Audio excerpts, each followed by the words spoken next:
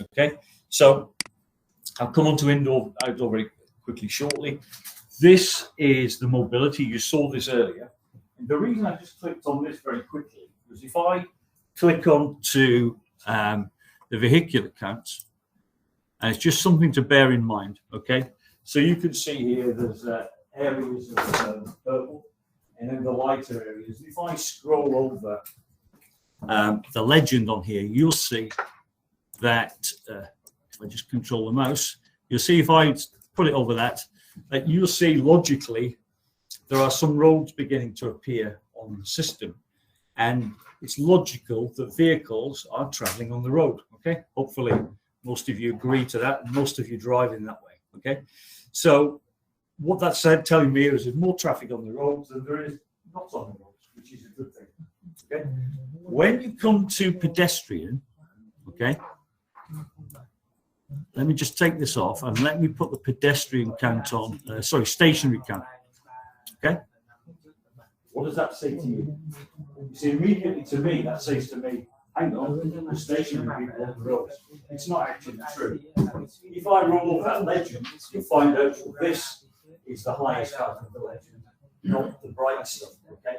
So initially when you look at this, you might think, pedestrians on the road, but it's not actually true. If I roll over the legend, you will see that, there we go. So logically, the bulk of the stationary people are not on the roads. Okay? And again, that's logical. But it's just something to be aware of when you flip between the legends. You might just need to recheck the color scheme to make sure you're not being confused by the information that's being presented to you. Okay, that is that particular question. Now, the next question was the indoor-outdoor analysis. And I think I explained that at the beginning. And again, it's LTE only. So what I'm going to do is I'm going to look at the filter here. And then I will scroll down the filters and I will get an indoor and outdoor filter. So what we've done is when we parse that, we've classified it based on other information parsing. That the likelihood is that that segment is either indoor or outdoor. And there is an explanation on this regarding to how we look at vehicular classifications. We'll come on to that in a second. And by definition, we say vehicular classifications are outdoors. And what we do is we look at the segments that we've classified as vehicular, and we look at things like the RSRP in those vehicular classifications. And if we're getting calls in similar locations that are not classed as vehicular, then we're using some offsets. We're doing an RCP calculation. We're determining whether or not that segment is statistically likely to be inside or outside. And that's where the indoor-outdoor comes from. And what I can do with this traffic here is I can show this here. By the way, the underground filter is, it requires elevations to be in the database, okay? So it is possible to have some determination of that as well.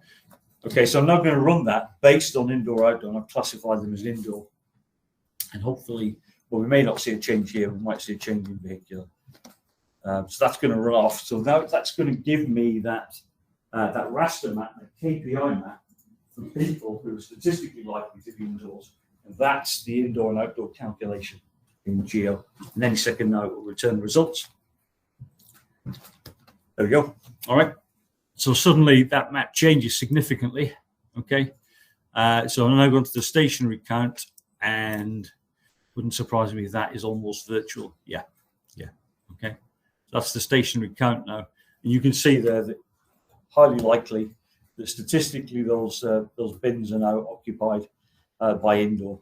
And you can, with a richer data set, once more, you will get much better views of that. Actually, this mobility is probably not the right one to look at here. Probably this one is, not that one.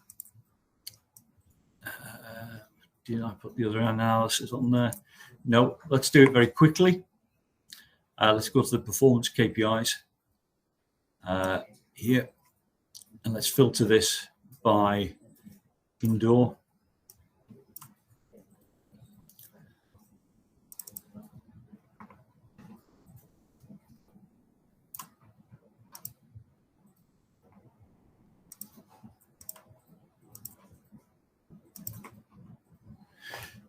So very quickly you can build up a fairly rapid picture. There you go. You can see that the road levels have disappeared, and now we're getting.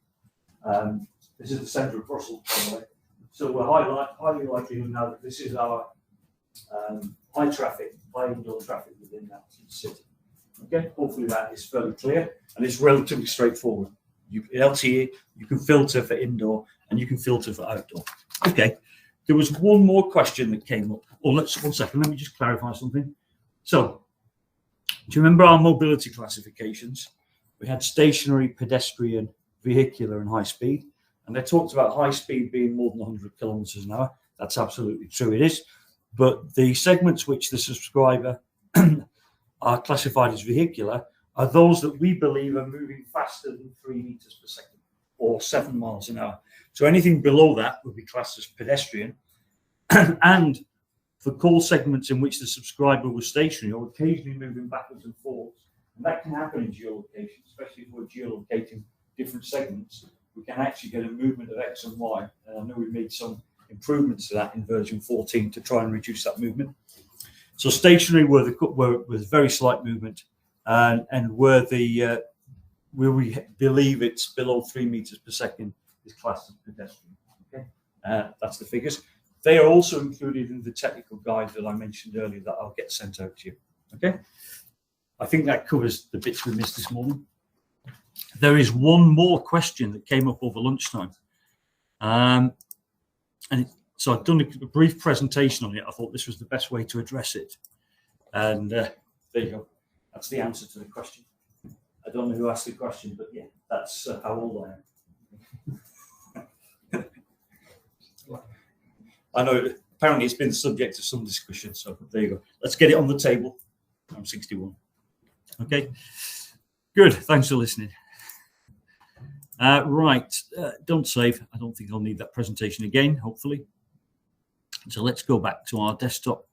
Okay, so what we're going to do now, I'm going to use UMTS. We can use the voice subscriber, even LTE, really, if we want to have a look at that, because the analysis is much the same.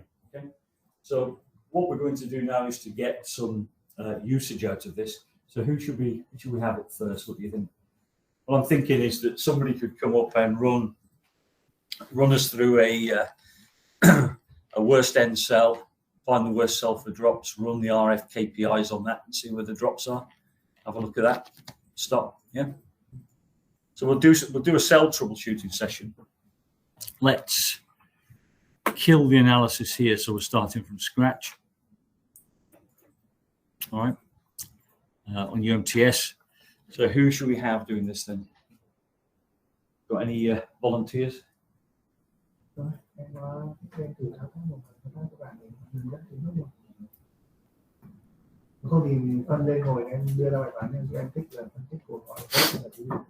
So just briefly for the people on the other side of the call, what we're doing is we're going to get some of the candidates to come and run the analysis. And let's start off with either a cell or cell troubleshooting. So we're going to look at worst end cells, and from that we're going to take that cell and we're going to look at the RF KPIs, maybe the RF footprint.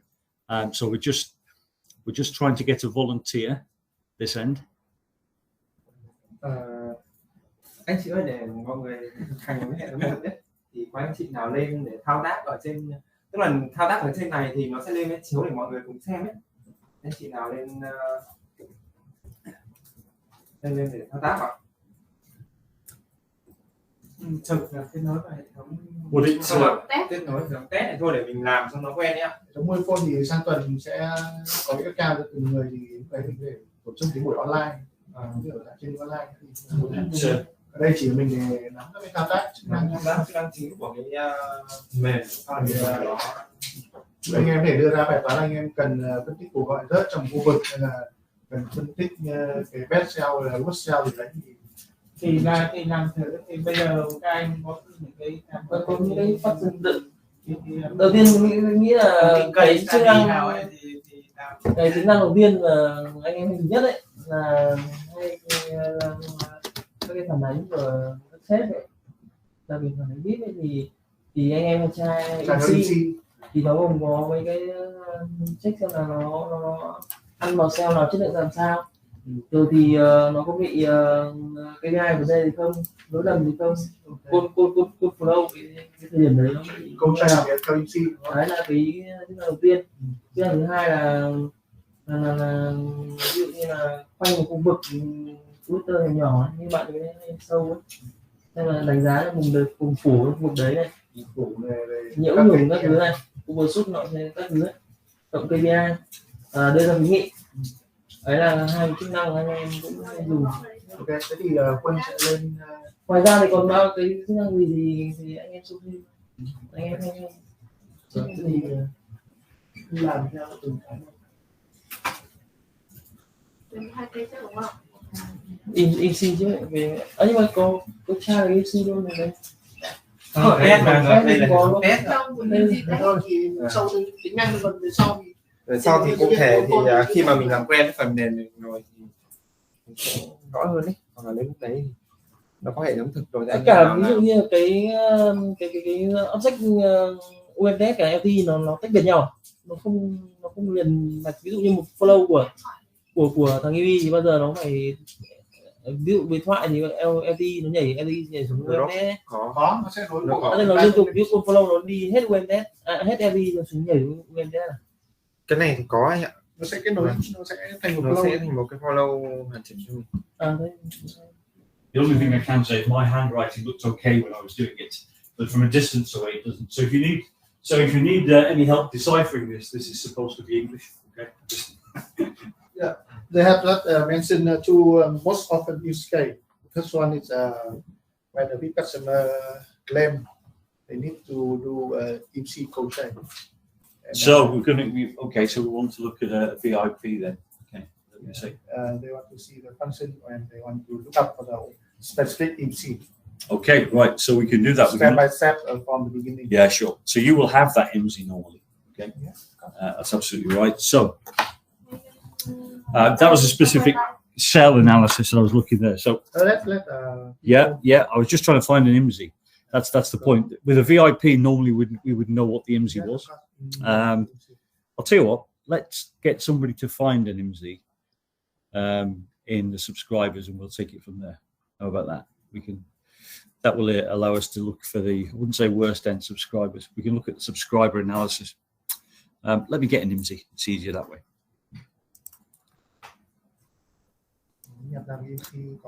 Okay.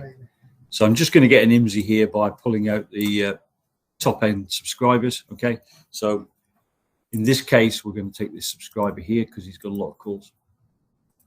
I have no idea on his blocks. So we could remove that. I'm now going to open up this notepad. All right.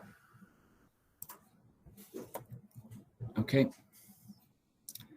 There's an IMSI in the notepad, so you can copy that across if you need to. Okay. Do you want me to? Oh, dear. There we go. All right. Thì đây mình đang giả định đây hệ thống test là điều để nhặt cái số IMSI có trong hệ thống này.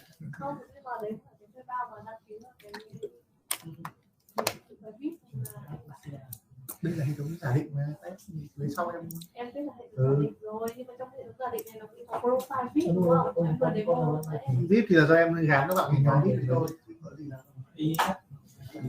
Quan trọng là mình có. Thế là sao phân biệt là C3 đấy là C3 VIP hay C3? Thì do em định nghĩa của em thôi. Đâu, cái VIP ở trong này cơ mà. VIP này là em tự tạo ra, em đưa cái danh sách IMSI vào đấy thì nó thành VIP. Làm biên. Nhưng mà không có trong cái VIP luôn. Vẫn tra được. Chẳng qua VIP đấy thì nó nhanh hơn rồi, em có một cái nhóm VIP nhất. Thì có đấy, sâu được. If she want to know Carly what IMSI inside the VIP group in this.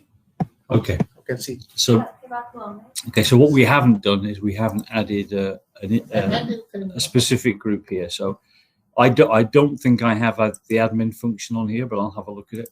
So within the GeoAdmin console, whoever administrates this system with the specific rights can add specific lists to the system. Now, right now, I don't have them. Let me just check to see how I've got the rights.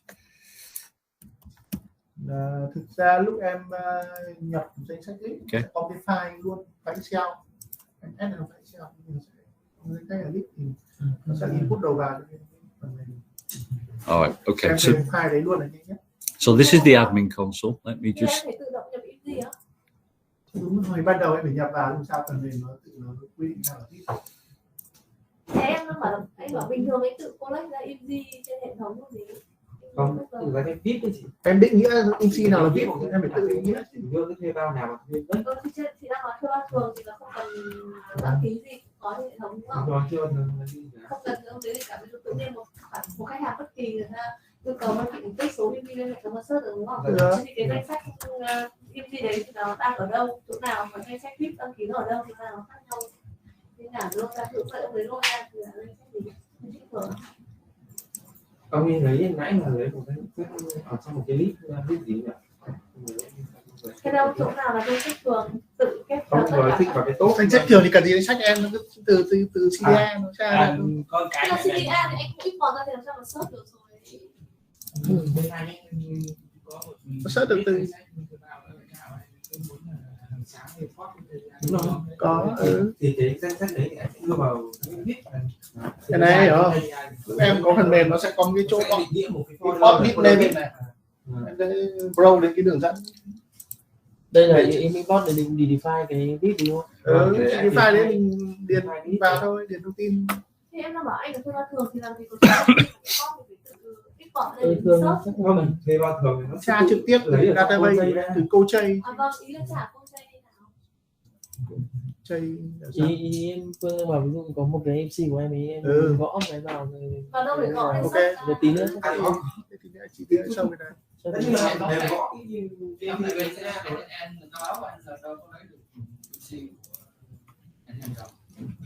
Cái nào ấy? Con treo này. Con treo là lấy được đâu? không lấy của Nokia à? tức là khi mà khách hàng báo lên ý thì các anh phải có Cái này đã được cái số được gì treo khách hàng Không, đấy tất nhiên là nó mới được MC để em trai cái gì? ý là 44 cái Nokia này. Cái Nokia là không lấy được cái matching giữa IMC và iMail. Không mới được MC thì em trai cái gì? Nokia Okay. Any particular requests? Nhưng mà Nokia này trước là cậu lấy được không nhỉ? Anh Nokia Anh có Không lấy được thì Cảm ơn cô. cái hệ thống này không chết lại rồi. Không lấy được. tức là điền MC mà không ra Em chỉ có server tại vì hôm trước là cái hệ thống này cái Chứ mentor mentor ấy nó là cái MC điền vào nó không ra được là nó bị lệch cái thời gian của em đi cái nó bị đúng không nên là nó không match trên được cái MC đấy biết nghĩa là mình nếu mà mình ít phút mà cuối cùng bây giờ cái chẳng có chạy quân mình cứ triển khai mentor rồi nhỉ? Không phải không lấy chứ không ra là cái MMI cái 4G ấy là nó liên quan đến lúc MMI và lúc của chat thì là cái lúc MMI của 4G là mình đã có Ericsson với Nokia thì Ericsson là mình lấy được Nokia là nó cần một hệ thống khác trung gian khác để lấy lúc đấy cho nên là khu vực Hà Nội ấy thì là mình dùng là MMI Ericsson thì là trong hệ thống này mình sẽ yêu cầu là các cái trạm 4G mà Nokia cũng sẽ phải matching được với cái Ericsson phải cho ra được cái số lượng mà giải mã được thuê bao ấy là trên 80%. Thế là trong số hợp đồng có thì em sẽ đến những tour em sẽ yêu cầu bên BV là làm cho mình được đấy để thu, tức là thu cả về trên TV 4G. Tại vì Hà Nội là em nghĩ Sơn là trạm Nokia thì ngày trước ấy là nó một cái mismatch giữa cái trạm giữa lốc của trạm 4G Nokia và lốc của em nghĩ Sơn. Đấy thì trong cái dự án này em đang thấy hợp đồng công ty là tỷ lệ giải mã trên 8% UV. Đến lúc mà cái tour ấy em sẽ làm cái vấn đề đấy để cho mình có thể giải mã được cái phần UV của tối thiểu là cái phần cái Sơn mà trạm Nokia. các anh cứ dùng nhiều vào Còn cái vùng mà em nghĩ Nokia thì gần như nó là vấn đề của bạn mình rồi nên là có thể là các không lấy được cái liên quan đến yoga, ví dụ như là các cái vùng núi ấy, hoặc là các cái tỉnh như tỉnh Nam cái bình thứ ấy. Đấy là memory Nokia, thì cái memory đấy là mình không lấy được lốc, thì đấy là lỗi cái bằng mình, thì là mình sẽ không ghép được nó phần đấy. Không lấy được cái log MI thì không ghép được là cái MC đấy là đang báo hiệu cho cái nào không lấy được MC thì đúng không? Tức là mình chữa tức là cái nó là mình từ cái MC đấy, từ cái MI đấy xuống cái nó đi được quyết là cái bao thì map cả đầu đến dự án này không có cái giải pháp của đấy à? Cái đấy chỉ là sản phẩm Nokia họ một giải sản được. phẩm ví dụ thì thằng mỗi vendor thì nó có cái tool internal nó thì nó sẽ đi cũng được hết. Và sản phẩm bên ngoài làm sao các bạn biết giải mã đây? Chỉ có Nokia nó.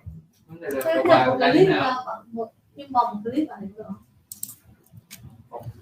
Xem là ở bên Ví dụ như là lúc trước là tự giải mã, nhưng mà bây giờ ví dụ trên hệ thống của mình cũng có thể sâu ra xong mình đi cọc vào. tức là em chỉ ra cái gì Vâng, tụi em đi ra tụi em check.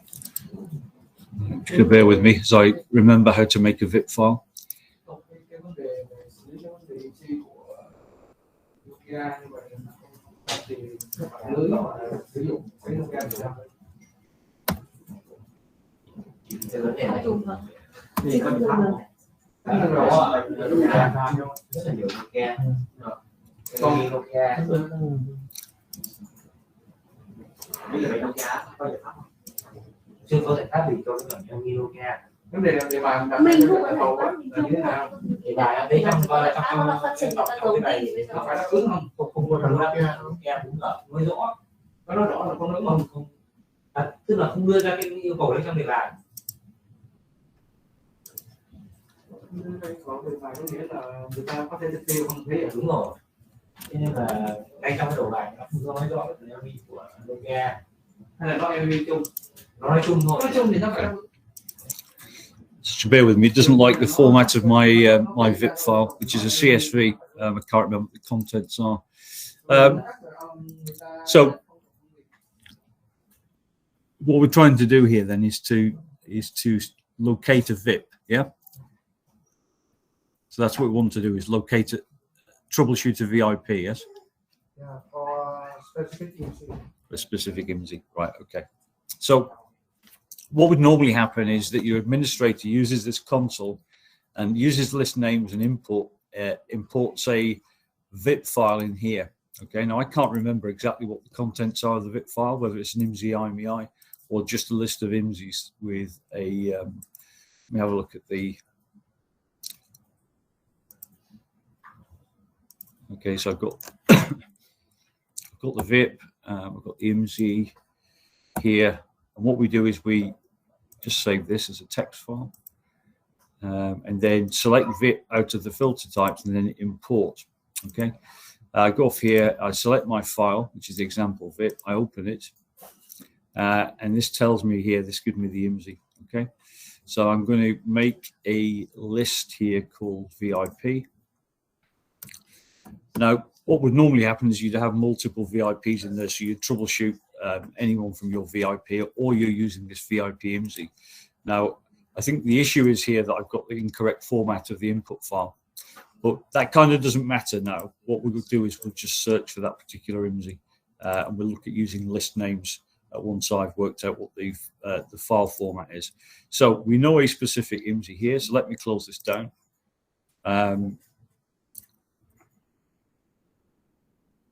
So I'll open the file on my desktop. So this is to all intents and purposes, the IMSI that you've been handed for your VIP, right? So as far as you're concerned, this is your VIP here. This is the IMSI, okay? Now, I don't know the performance history of that IMSI. So really, it's down to you guys to look into this. So am I right in saying that somebody is going to drive this, or do they want me to drive it?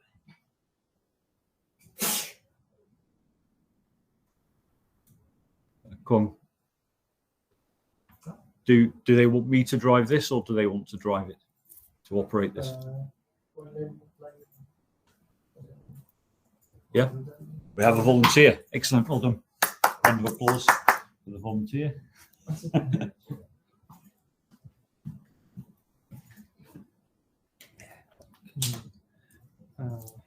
I'm sick. Right, so you've got a blank geo canvas there, and you can see that on the right hand side you've got your VIP IMSI. Okay, So it's about So- IMSI VIP. Yeah. But we have IMSI number. so you can just copy that. Okay. Copy.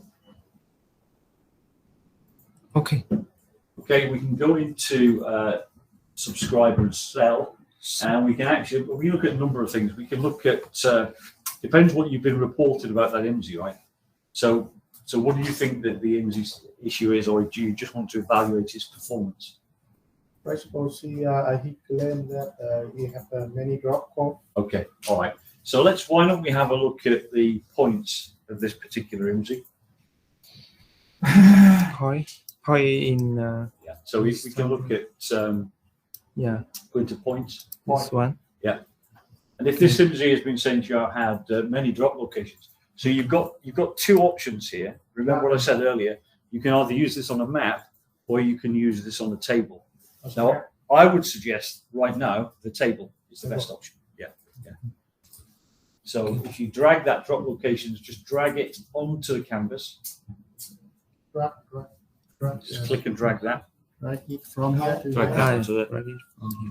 Okay. Okay. Now it's going to come up with a list of items. So what we're going to do is we're going to filter those drop locations. So if you could do it that way, I guess. But I was going to filter it for specific IMSI. So if we just reduce the size of that, sorry, just expand my window fully.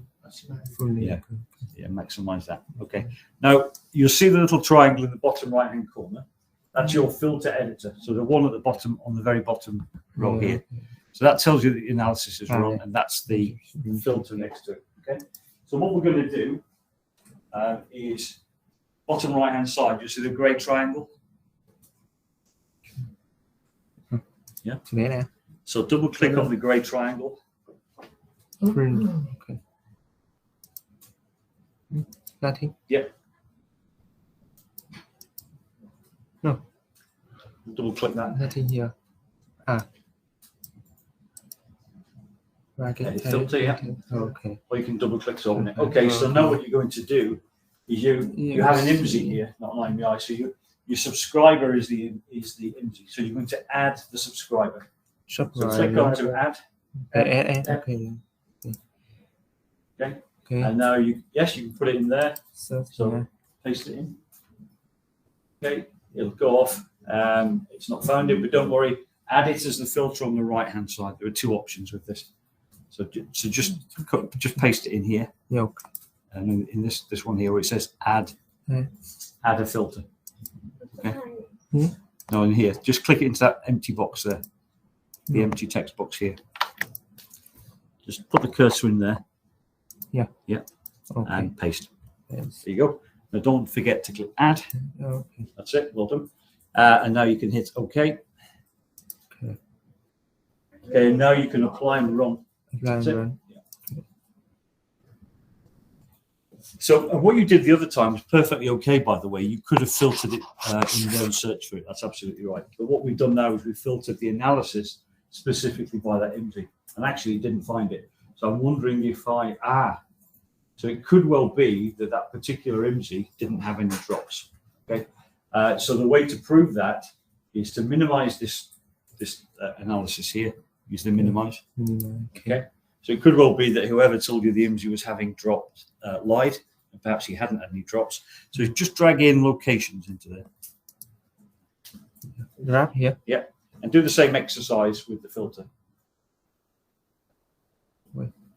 Okay, just so double click on that. Yep. Okay. Yes, it just returned all the analysis. So click on the filter again because the analysis was running in the background. So just double click that triangle. Double click. Double click there. Okay, I tell you what, here's another alternative. So you know how to add a filter there. Drag that filter onto that one. So hover over that one, click it, and then drag it onto that one. Just drag it down Drag and then release right, it. And just actually on the triangle, click it, and then drag.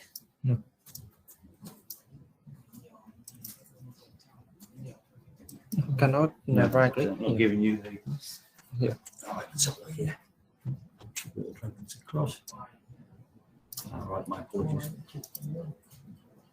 I'm in tabular analysis, aren't I? So this is our locations that we just tried to run, and this is our drop locations there. Okay, so what I'm going to do is just reduce the size of this here, side by side. All right, and then I'm going to drag that from there to there. There we go. Okay, so that uses the same filter on that. Run that analysis. Minimize that. Okay, we can search the. And that's going to go away now and find. Okay, for some reason maybe I copied that IMSI incorrectly. Okay, So let's find another IMSI to work with. So let's let me get you another IMSI.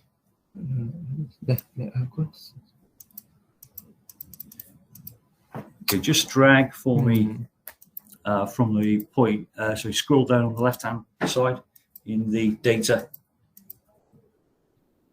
Yeah, just let's find another IMSI that works for us.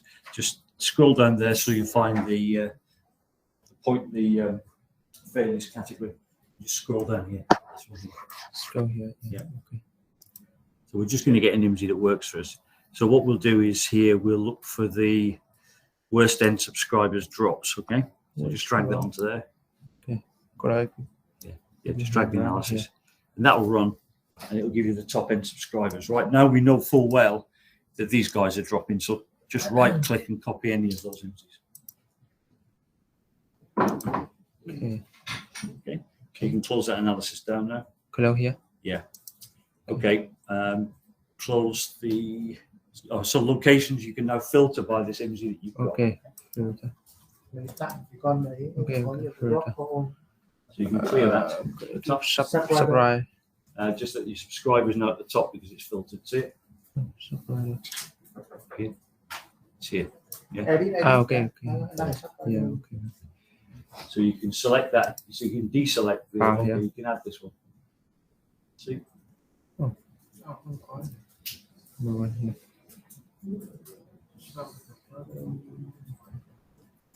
You hit enter there. Just click enter. Click enter. No.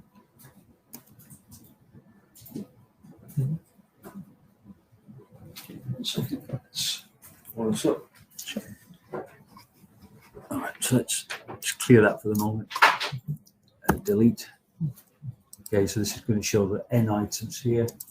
So I'm just going to paste that in. It should go off now and get it. Again, that's not finding that in there. It's very strange. Very strange. So we remove this one. Control V. And okay, flying run. There is one other option here, actually, that I didn't consider. Let's drop locations here. Okay. We go to, could be that that guy doesn't have any confidence readings. So let's have a look here at the I see. So they're the confidence locations here. So let's just stop the drop locations there. Let's try the worst end subscribers again, drops. Okay, there he is. So we definitely have him in there. Let's try this one. Okay, copy that. Let's go to here. Clear that. And then we can add again.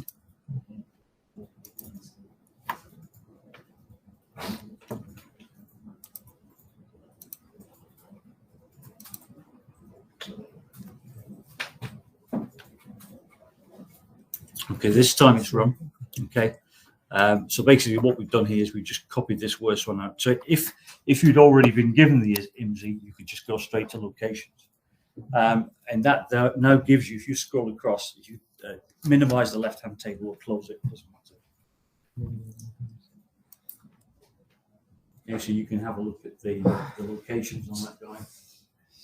Okay, there's another option you can do here. So if you scroll across to the right, it'll start telling you about, so at the bottom here, just go right and you can have a look at the particular subscriber, and you'll be able to find specific reasons for him, completion code, etc. Okay, so that's one way of doing it. You can see here that as you move across, you'll end up with your IMSI, and you should end up with your lat lungs. Okay, so that's one way of doing that. You can right click it from there if you find a drop and look into that. The other alternative for this subscriber, as you only got one subscriber, is if you close down that analysis. So close that analysis, just minimize that analysis. Okay. The other way of doing this is to look direct. So what we've done there is we've gone into a subscriber and we've got his locations. What we're going to do now is we're going to look at his call records. So if you just close that up a second, yeah, and just close the points, yeah. Okay. And if we now then go to calls, okay. So what we can do at this point is we can look specifically at his call segments. So let's get his individual call segments with RF metrics, the one below that. Yeah. Now. Yeah. And that's going to contain the RF metrics for that particular subscriber. So drag that across onto the canvas. Around here. Yeah, just drag it. And any analysis there, drag and drop. And if you get it wrong, it'll tell you that you either need a map for this or whatever. So it does tell you if you get it wrong. All right. Okay, again, you can, that's going to run. So if you go to the canvas tab at the top here, yeah, and kill the running analysis. Okay. Now you can update the filter at the bottom. Remember the grey arrow again. So every time you update a filter, you can updo the grey arrow. You could also change the filter up here as well, but I wouldn't do that right now. But if you're troubleshooting a single subscriber, it might help to actually add this subscriber in here. So then automatically the analysis that you drag into that window are filtered by that subscriber. But in this case, we won't do that. So open up that analysis again and add the filter. Open what? The analysis. One down here. One here. Okay, so add the filter.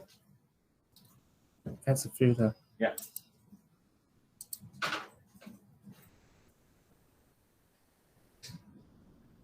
So again, if you scroll down there and find a subscriber.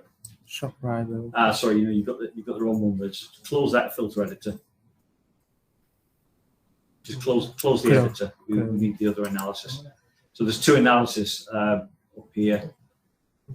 If you minimize that. Yes.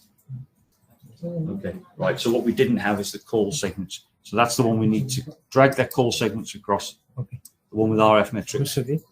No, segment with. Yeah. So click on that, drag it, and hold it down as you drag it. Oh, and yeah. Okay. Now kill that. Yeah. Okay. So that's killing the analysis in that active canvas. Now you can update the filter at the bottom. Filter bottom. Okay. And now you get the opportunity to add the subscriber, because remember you copied the IMSI. You already have that in your notepad. Subscriber. Let me see. And here.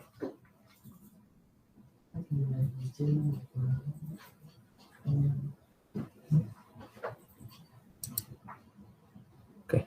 Okay. IMSI here. You can do it either way. Top value, hopefully it will show you this time.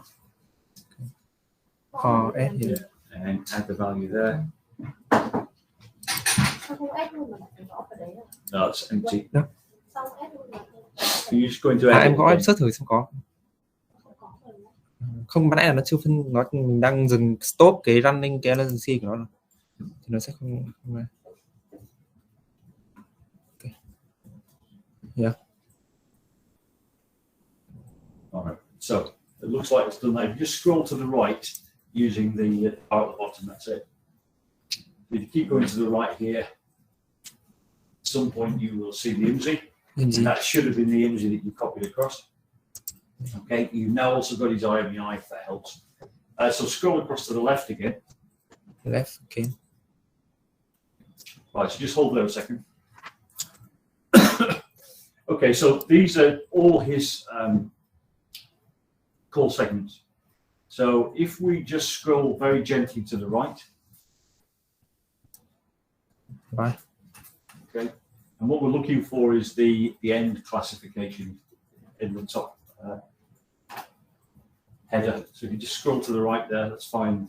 So we've got a start reason, we've got CSFB, we're interested in that. Keep going. Completion. Keep going. Yeah. RRC. Okay, stop there. So if you now filter that particular analysis, that particular table, using the filter button at the top, Okay.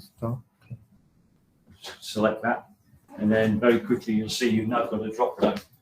So if we look at, let's have a look at the RAN app codes. So just click on the RAN app filter and see what kind of messages we've got. RAN app here. Yeah. Okay. Okay. So we've got a couple of possible faults there. So just cancel that. Cancel all of that. No, just cancel on the right hand side. We can Okay. some of the other tap. Just hit cancel at the bottom there. Thanks. Now look at the vendor specific completion code. Remember the hierarchy was vendor specific RAN app RRC, if I remember correctly. So it's not intuitive here that it's going the other way. But if you then select that drop down filter on vendor specific, and you can see if there are any vendor specific issues with that subscriber, click. Okay. All right, so we don't know, we can ignore that, so we can cancel that. Don't remember the hierarchy. We've looked at RAN app. Let's have a look at RRC and see if what causes we're getting in there. So look at RRC RAN app. in the top row. Two. That's RAN app. Next one, next to your left. RAN app.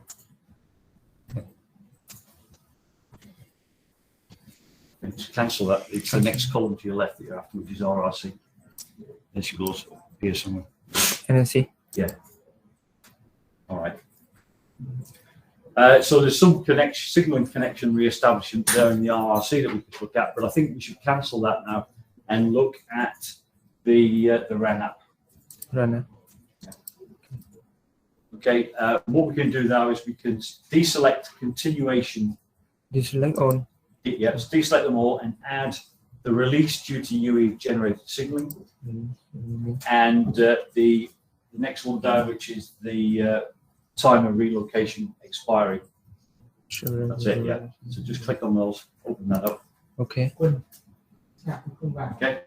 So you can see here in the start region, there's been a RAB change, and then there's a release due to UE generated signal.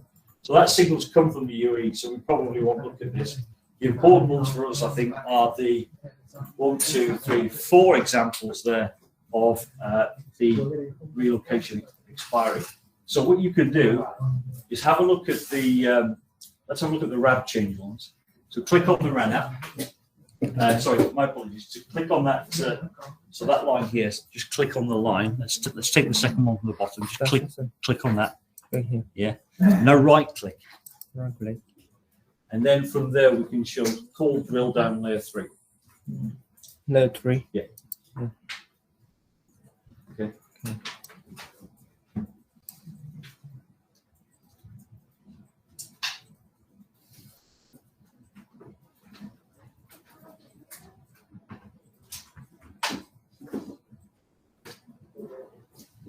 With this particular cause, again, you guys are the experts who troubleshoot networks regularly, but okay, just close that window down and just try it again. So going with the Azure or Yeah, just either one, it doesn't matter, just run the same thing. okay. By the way, if anything like this happens on your system, okay, it shouldn't be happening on this one, but this is just a test system and it's not under support, okay? So in your system, if ever you've got an error like that, you can raise a case against it, okay? But I'd be very surprised if you got that error.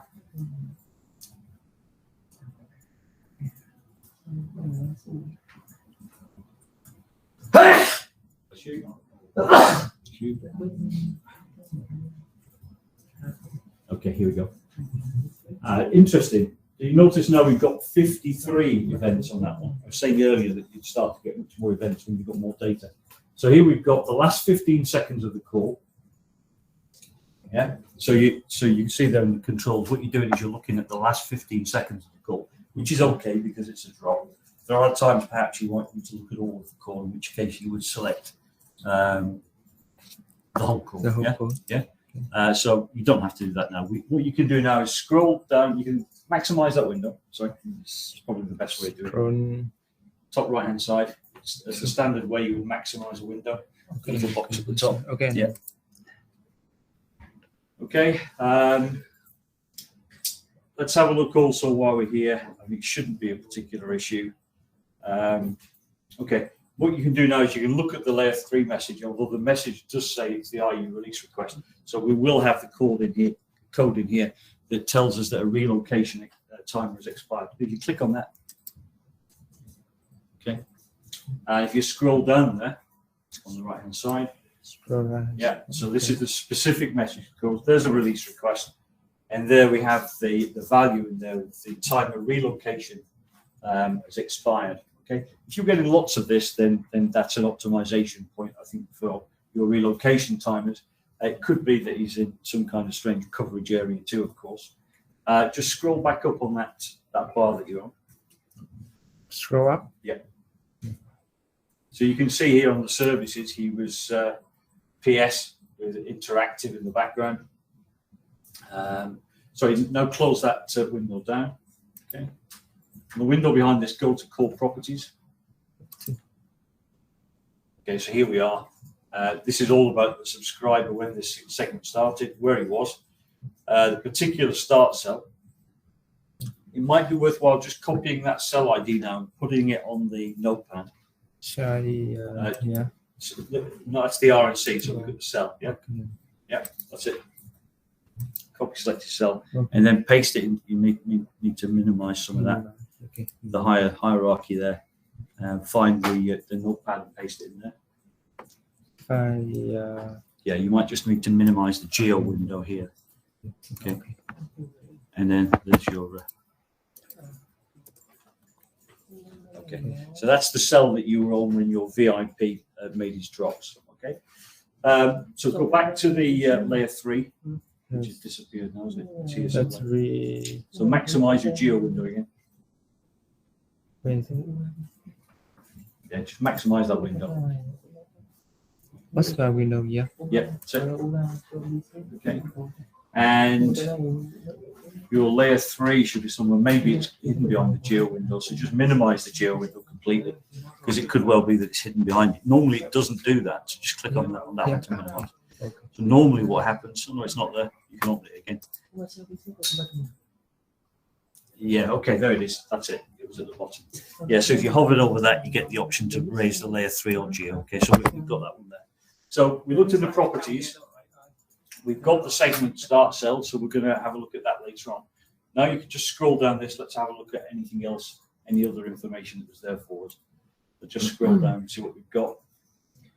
So you can see it was on a RAB change. You can see the specific UARFCN. You might want to make a note of that if you're doing any RF KPI analysis. Remember, when you run RF KPI, it's better off running it on a single frequency.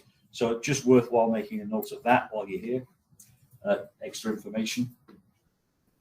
Yeah. Yeah. Copy. Yeah. This version. Okay. So basically, what you've done here, you can put paste that in your text. So effectively, what you've done here, you've looked at the subscriber, you've looked at his reasons. You can see there are a couple of timer relocations that have expired. The question is now, why did he expire? So go back to layer 3 again.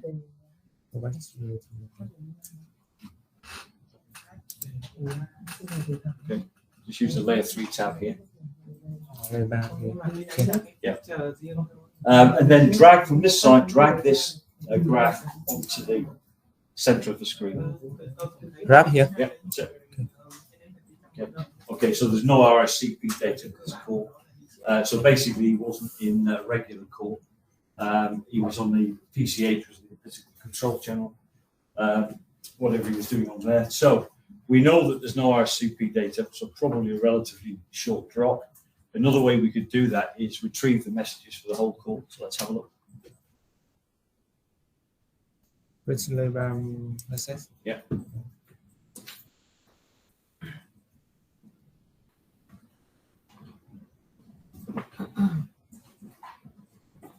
there we go. So the whole call. So at some point you went off, and you can see here the RSCP.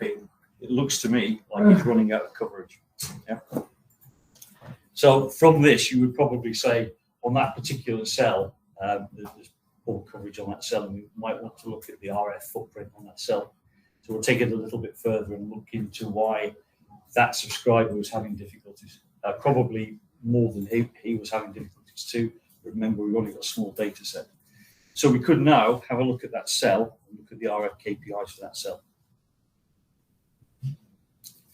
Yeah, you happy with that? So we're happy that that guy was running out of power. Okay, there's a couple in his active set. You can see here at one point he had 3 in his active set, and he's still run out of power at this point. And I suspect as he's trying to relocate, everything that is expired and he's dropped off the network. That's probably what's happened. So we'll have a look at the RF footprint on that particular cell. Okay, so you can close down your layer 3 at this point. So when we find a root cause, any kind of system give a recommendation or The specific causes in here for the relocation expiring. So it could either be something in the network, possibly, or given that the power here, I'd be having to look to see where that subscriber was. the system show the recommendation or No, that's an optimization thing. We haven't taken that away from the optimizer just yet. So what I'm saying at this point is an experienced optimizer would say I need to have a look at the RF KPIs on this cell. And that's where I would go next with that. Có phải là re-update location đúng không? Hả? Nguyên nhân là do mình re-update location. So what we can do here, we can actually look at its points on the map and the RF KPI. kia là tự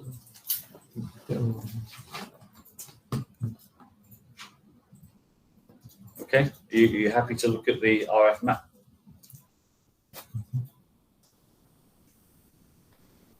okay. So for the second use case, they want to see the network coverage or specific area on the map. So they'd like to see what Network coverage network coverage. Okay, that's a relatively simple or one. specific area.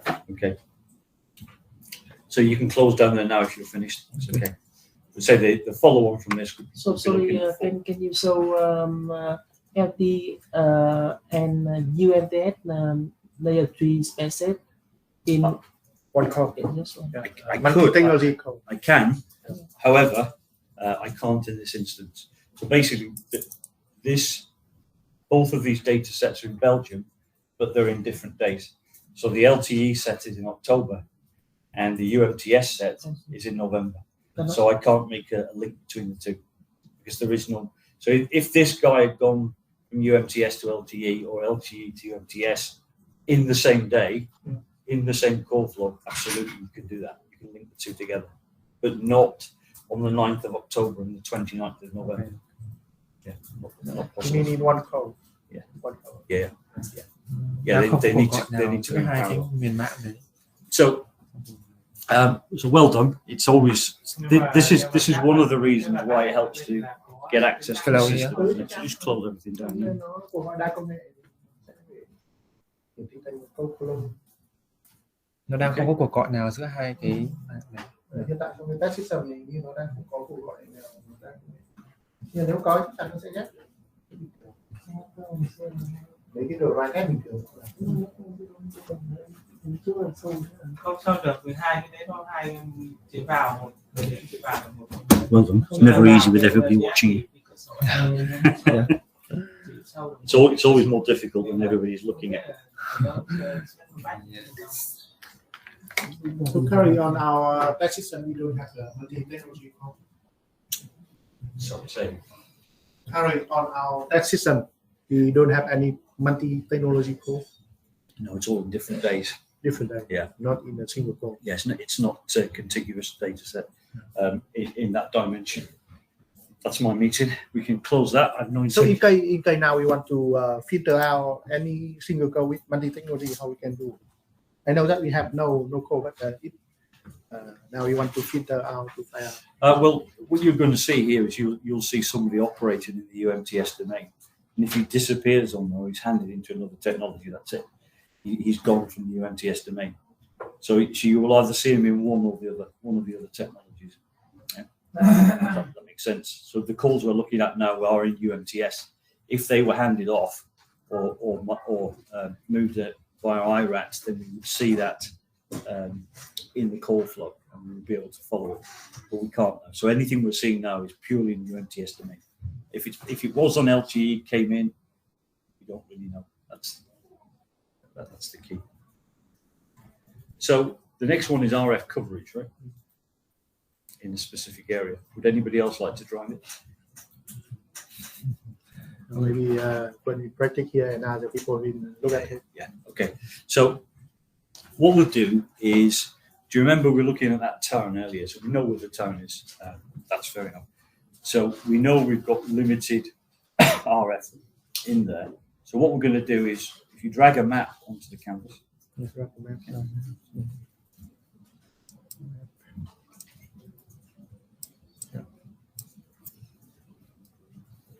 Okay, and we could search for the area that we're going to look in, which is probably more difficult for you because it's not in your language. So we won't do that.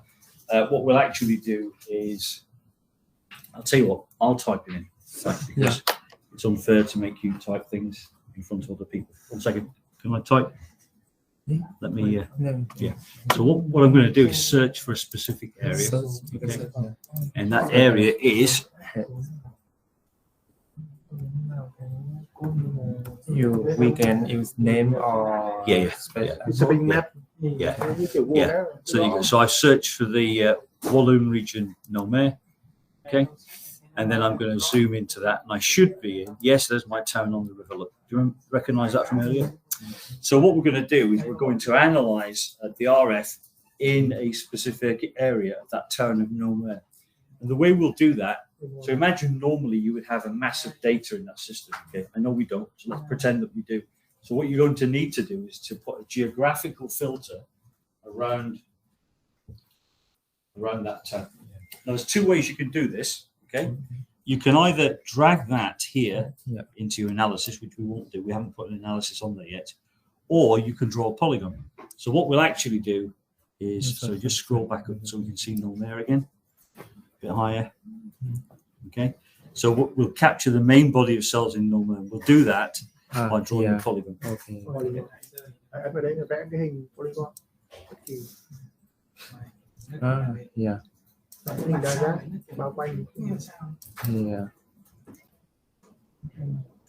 Okay. Yeah, you put it where you want to do. That's it. Just capture the bulk of the cell. Okay. All right. Excellent. So you now notice that polygon now exists in here. There it is, polygon layer 1. And you could right-click and name that. You could right-click and call it Nomer. Okay, so you know you've got a polygon around that town. What's the virtual Earth layer? Where are we there? Okay.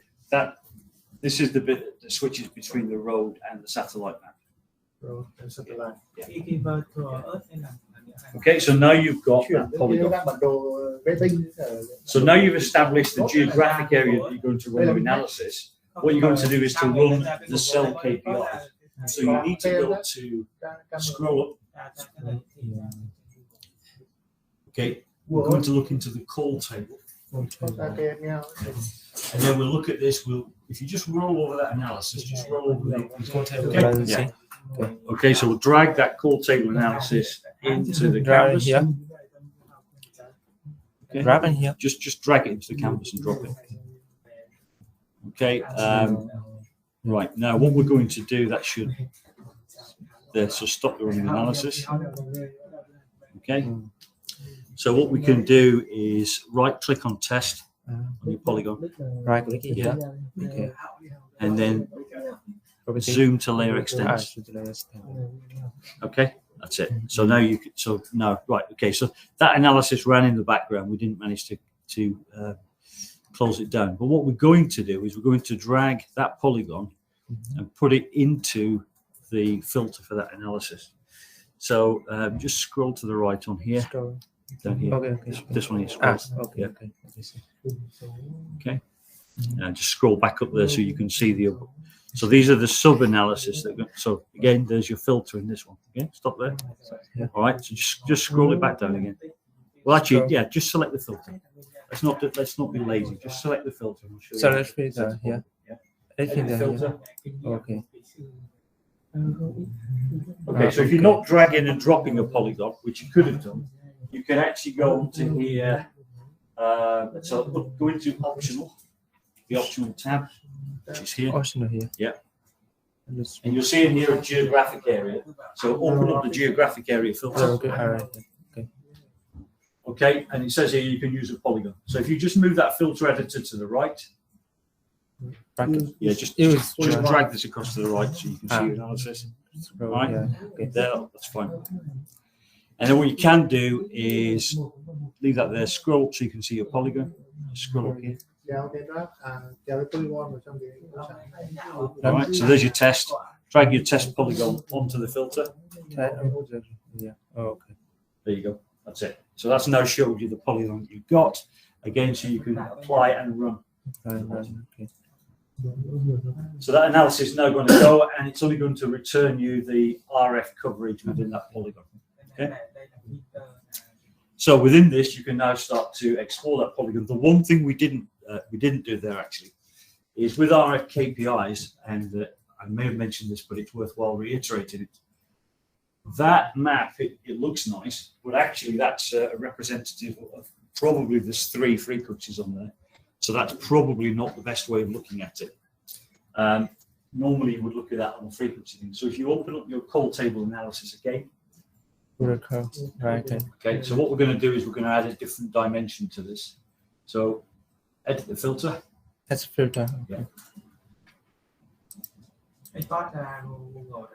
That's it filter. Okay. And on the right hand side of this, just scroll down. No, on the right, just on the right hand side, scroll down, and you'll see there's some options in UMTS down here. You see some the header at the bottom. So keep scrolling down. You just hold it there. So within the UMTS, these are the options that it's giving you. Right at the bottom there, you're seeing the UARFCN. IFCN. Okay. Yeah, I see. Okay. Now this is going to bring up the UARFCN available. So I told you there are 3 frequencies available on that particular cell. Select the top one because I think that's been busier than I've been looking at it the past couple of days. Okay. So add that, yeah. Okay. That's okay. And apply and run.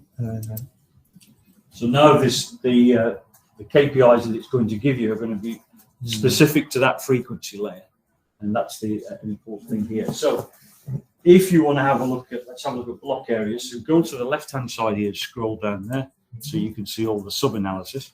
All right. So what have you got on there? Traffic volume. So deselect that. So have a look at the let's have a look at the drop rate. Drop. Say Yeah. drop. Drop rate in. So deselect traffic volume. Traffic volume. Yeah, just deselect that. Deselect. Yeah. Okay. Okay, now look down a little bit further down, you'll see drops or drop rate. Have a look at the drop rate. Drop Percent. rate. Sorry. Drop Yeah. rate. Okay. There you go. So you can see in here that that's your drop rate. Just hover over the xem cái màu Yeah. cái Okay. chọn Yeah. xem cái Okay. màu. Okay, so this is going to tell you, just hover the top of it, get the legend up. There you go. So that's basically going to give you Very any low, of the drops. low drop rate, right? Yeah. So what we're going to do here is we're going to take this a little bit more complex. We're going to take the low numbers out of this. So what I want you to do is to right-click that legend. So that's that little circle with the colours. Right-click it Right click on drop rate. drop rate. Yeah. Right So go click. to the right. You'll see the legend here. Okay. See that? Just move it a second. Okay. All right. So you see the little thing here. Okay. So right-click that. Okay. Edit colour scheme. Okay.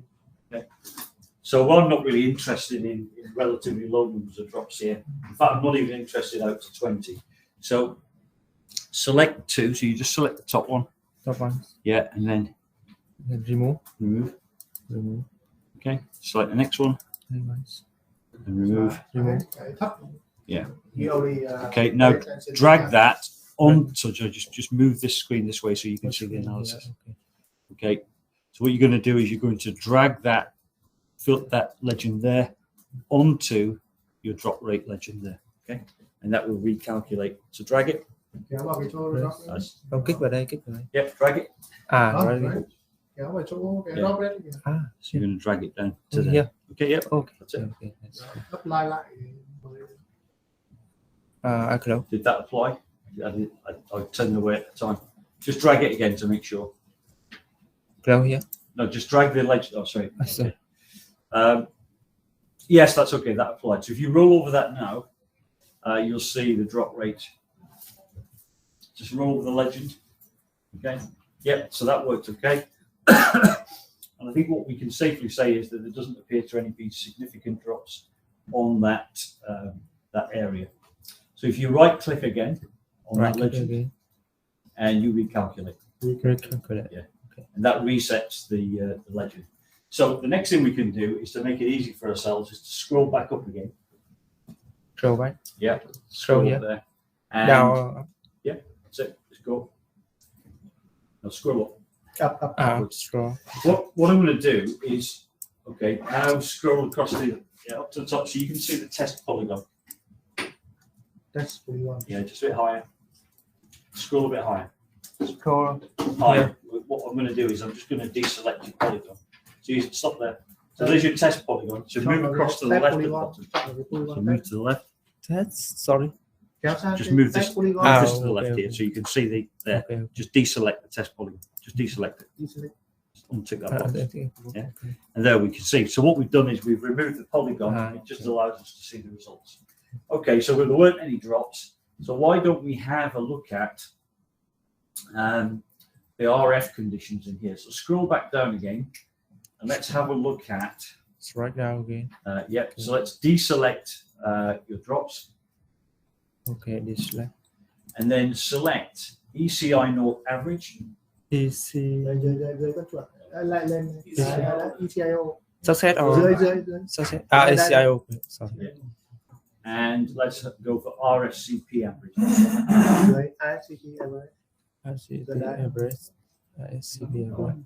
So again, just move that a little bit to the right so you can see the legend. It helps when you've got a slightly bigger machine. And so if you just scroll over the ECI, yeah, there we go. So we can see here in that legend if there's any particular areas where it's getting quite low. I don't really see this. Again, this looks like a reasonably good area. So why don't we just use the zoom in button here? Zoom in here. Yeah. So let's use that Zoom out. button there and let's start to look around. Okay, there. And then we can use the drag button to start to look around a little bit closer up to see if we can find any areas that are giving us problems. And actually that doesn't look too bad, does it? So from an interference level, that looks to be a reasonably well optimized tone. The other thing we can do then is imagine that we did have some areas, just roll over the EC average there. Okay, let's have a look at some of the, sorry, that's the RSCP. Can you look at the ECI note? Just hover over the next one up. Mm-hmm. Yeah, this one. Yes. ECI note, yeah. Okay. All right, so let's see if there's any, because I know we're showing the ECI note here. Okay, so we can look at some of the other regions here. We're starting to degrade. So there are some close to this, what looks like a small cell here. So let's have a look at this small cell area. So let's have a look at the raster analysis at point. It should be that one there with the multicolor on it. So click on this functionality here. Yeah. Oh, 1 second. Let's you just click on this here. Here. Yeah. Okay. Click on that. Okay. And that is now raster analysis at point. So what you want to do is to click onto these 50-meter bins here. Okay. Okay. Click at that. All right. So that's telling you that there's your ECR, which is not too bad, and your RSCP. So I'm still saying that that's a reasonably good area. But if we were having difficulties, if this quality level was degrading effectively, then you could start to look at this and say, okay, what's my power like? My power's good. if the quality is degrading, am I now suffering from another cell polluting this particular bin? And at that point, we would then look at the polluting analysis to see which cells in that region were the highest polluters, if any. Yeah. Tức là mình có thể kiểm tra được các thông số của từng cell. Okay. All right, so we'll just cover that one there if you're happy with that one, and we can cover polluters in a second. So, quick 10-minute break, is that okay? Yeah. And if you want to have a look at what's just been happening there, by all means yourselves, just come and have a play with that. Have a look through that analysis. You can see once you start trying to work it, how practice. It's easy for me sometimes to zip around the screen like I know what I'm doing, but it's practice that will get you guys there. It's that you start to know where the analysis are. Heck, even I was caught out today. Even I missed the fact that one of the analysis have been deprecated. So happens to us all, right? Em biểu diễn hai cây này. Và em sẽ trình bày lại chắc là bằng tiếng Việt cho mọi người. I have a browse. Any questions I'll deal with. Cây đầu tiên là cái có một số vâng, có một cái số vâng ạ. Sau nghe mò lướt ra. Vâng ạ, cái này là sau mình mò thì vâng ạ, đây là mình chỉ làm cho nó quen tay á, còn sau này các cây mà mình gặp phải thì mình sẽ đi vào cụ thể hơn đấy. Thường thì mỗi người sẽ sử dụng một vài cây cho công việc ấy.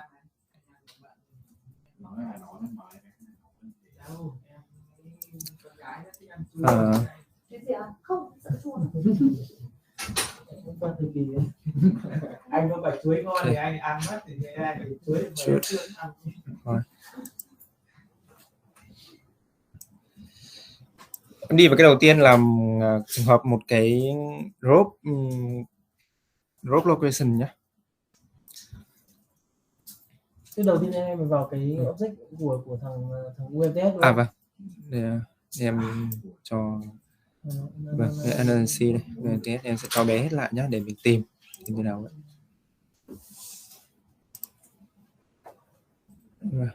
Okay.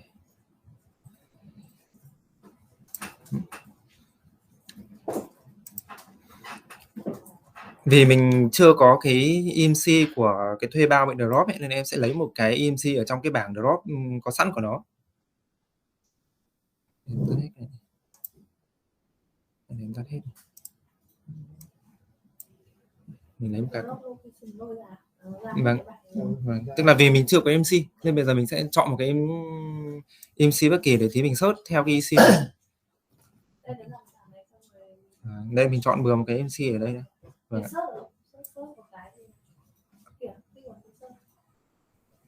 Đây chị vâng, để em chọn bừa một cái đã. Đây nhá. Em sẽ copy một cái nhé. Còn em vừa chọn email rồi. Email. Okay. EMC.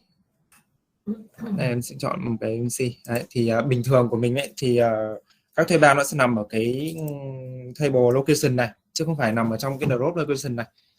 Cái drop location là em lấy một cái ví dụ và em tìm ở trong cái location, cái bảng location này.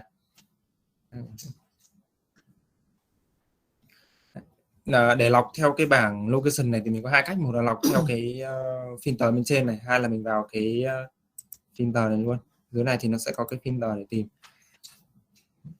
Thì mình tìm theo EMC thì nó sẽ nằm ở trong subscriber. Mình sẽ add vào đây. Subscriber. Có hai cách tìm, một là mình tìm thẳng ở trên cái thanh trên này.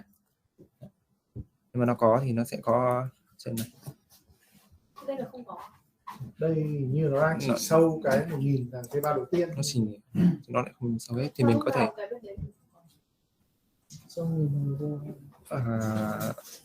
đây một chút. Đây để em add vào đây đã. File thử xem nó có thấy không. Đấy, thì mình sẽ file được 3 cái đây không phải là 3 cái bản tin, đây là 3 cái cuộc gọi call ID. Nó có 3 cái không có 3 cái bản tin. Không. One second. The one thing I would add whilst we're doing this is I know we all have cameras like up on Zoom. But if we make sure that we don't cái take EMC any đây. pictures of the analysis, EMC đây là đúng cái EMC mình vừa copy. data from another operator. Okay. So I'm allowed to use test data. Đây, mình có thể xem ở cái code ID này theo em thì nó sẽ là Đấy là 3 của hỏi. 2 của. 2 của đây thì giống nhau. 2 của Đầu segment này có 2, segment này không này, Cái segment chắc là segment này không. Đây là một bản tin bất kỳ nhưng mà thằng Anh nghĩ đây là hai thằng hai đăng ký mạng vâng. Tức là đây là toàn bộ flow của cái MC này, nhưng mà trong khoảng thời gian bao lâu hay của mình phải chọn được thời gian nhé. Đợi chút em search, chắc là sẽ search được thời gian thôi. Đây trong cái file hướng dẫn của cái một nó có tìm thời gian ngay cái bước đầu ạ. Không nhưng và như ý em là mình lọc ấy, mình lọc thì mình có thể ép chắc mình ép cái thời gian lưu được cả tháng trời. vâng. Để em vào lại cái filter, anh đợi em vào lại cái filter em sẽ tìm xem mình có select theo thời gian được không. đây là cùng thời gian. Nãy là mình chưa select theo thời gian thì bây giờ mình sẽ xem select theo thời gian nó nằm ở chỗ nào đấy ạ.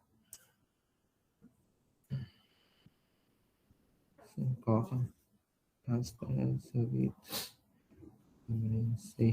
chút có thể là tìm trong phần đây là trên cùng. đây how này. Ok. Đấy, mình set value nhé, mình sẽ chọn value bất kỳ nhé. Nhưng mà tháng nó nằm ở đâu? Kéo xuống dưới nữa. Kéo xem nó có tháng không? I wasn't. I just intervene there and show you what you're looking at. I don't know if you've worked it out yet. Something I haven't shown you with regards to filtering. You may want to only, on a really busy network, you might only want to restrict your analysis to the busy hours. So what you can do, if you just scroll up on the right-hand side of that filter, Scrolling inside. so you can allow Geo to do the work for you. So you could select any of these, single busiest hour filtered by day hour below, or the average. And remember, we haven't got a lot of data in here. So what I normally do with this is I will say, use values in the grid, and then click the actual day hours. Like I say, you may let the system do that to yourself. When you've got a lot of data, if you say single busiest hour, then you can say leave all those selected and run the analysis, and Geo will work out which is the best busiest hour. What I often do to restrict my data, if I'm working on a large data set, is I'll know, for example, that just scroll to the right here. So I'll know that, for example, in some networks, 17 or 1800 hours is a really busy time of day. So what I will do is just drive that for you a second. So what I would do is I would say, okay, I'm going to use the values in the grid. The actual are specified below. I'm going to go here and I'm going to restrict my data across here. Okay, 17 or 18. I'm going to drag it all the way down and I'm going to apply and run. Okay. And what I've done there is I've filtered all that data by those 2 hours rather than having to type it in. Okay. And then you can you could run that now, but I don't know what data we've got in there. But that's the functionality you have there with that particular day hour settings. Okay. So you've got time periods. So we'll inherit that filter. Let's just remove that. Close that one down. And so you've got time period, which is days, and then sub days you could just filter by this, and it would filter it over the last week for your busy hour. Yeah. Okay. Okay. Nói chung là mình sẽ lọc theo được tất cả các cái trường ở trong cái bản tin này. Bản tin nào nó cũng... Okay. Em cứ để cái thời gian, tất cả thời gian nhé. Okay. Đây đúng cái số MG mình cần tìm. Okay. So from here, how can you know if a three call or single call? Are you on the segment 90? Right? Okay, yeah. So that's a very good point. Remember, segment 0 is a call start. Yeah. So in this particular subscriber, he got part of the way into the call, segment 2. I don't know how long. I'd have to look at the whole call. But these here, he dropped in segment 0. So he almost didn't start that call effectively. The call was set up and almost immediately he dropped. So he had a three call, right? Yeah, he had 3 calls in that particular period of time. Yeah. Segment ID means that the code duration. Segment ID means, yeah, it's when he starts the call. So every time you start the call, it's a segment 0. Okay. And then we increment those segments until the call end, which will be whatever the last call, whatever the duration of the call is. And like I was saying earlier, if there's a lot of activity, we can merge the segments rather than having lots of segments, which, as I indicated the other day, impacts the amount of space in the database. So we do a bit of segment merging. If you went on to segment 2, you probably just did, you could do a layer drill down for that for the whole call, and you'll see that he's probably got quite a few segments in that before he drops. Green down, right? Yeah. Green down, layer 3. And in fact, he did actually drop there. Looking at this one, there was an RRC release in here straight away, and then there was a continuation of that one. So strictly speaking, they weren't combining it when you drop that top one is. That's his longer call. So yeah, you can retrieve the whole calls there. So he starts off here, and if you use that drop down filter there a second. So just click on here. Okay. So one note, you go to this one here. That should be his first segment. Okay. And then as you click down here as it runs, that should update. And again, if you're in properties or click spider, you can see which other cells he was interacting with. Okay, here we go. So there's the segment duration in milliseconds. That's segment 0. So if we go to layer 3 again, we can look at the segment that you failed with. Layer 3. Okay. So scroll down of the message. Yeah. All right, so there's your IU release request. So it's probably in there on the RAN app. So click on that corner. Yeah, and that's the service he was in. The radio access bearers 5 interactive. If you scroll down on the right hand side, you'll get to the message where it says whatever it was, whatever the call code was. Yeah, scroll down on the right hand side. You'll find the end messages at the bottom. Yeah, so that's all the stuff that's going on. If you scroll down here, you'll then get to the messages that are relevant at the bottom. There you go. All right. And then what we can do for failure in the radio interface procedures, so we know that there's a radio problem. That's why you have the IU release. Just close this one down a second. Have a look at this one here. Always in the RAN app. So. Okay. If you maximize that. Okay. Again, no RSC peak data for this call. So he's not providing measurement reports. And in fact, if we went in here, we could probably look at that by filtering and finding out that there wasn't any measurement report, which is why he's not reporting. Tức là cái segment Data. 2. Go click on the call. Có một cuộc gọi 2 giây, còn 2 Click cuộc on gọi the spider. chưa thành cuộc gọi. Spider. Yeah. So that was his. He did manage a measurement briefly at some point, but all we got was this value here. There was no RSRP, so there was just one measurement that contained that. And he's on what looks like co-located cells here. Don't have signal strength. Yeah. Why? So signal strength not reported in that measurement report for whatever reason. We'd probably be able to find it if we look at. Just go back to layer 3, and then go into. Just go this way slightly and have a look at them. See what we've got. The message. You can filter message. Sorry, just quite the other way. We're going to filter message here. Just click the drop down. Let's see what messages we've got. Up và down So here. nó là đến từ OEM. Message. Okay. Okay. So let's have a look. We're cell update, common ID. So just scroll down there. Let's see what we've got.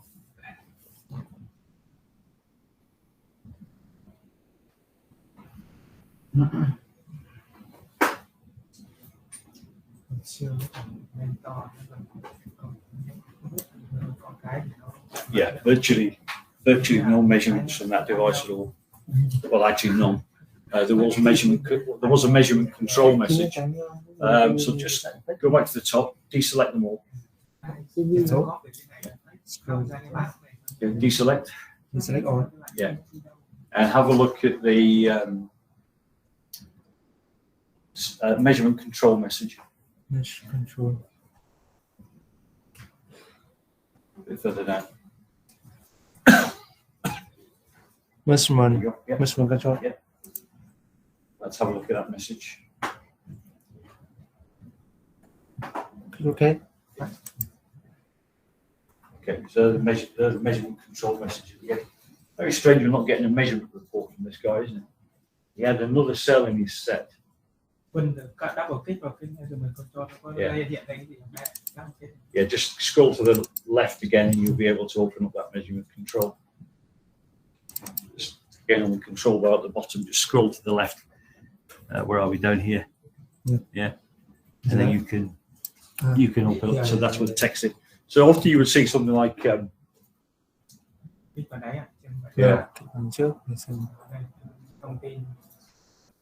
scroll down a bit, see what we've got.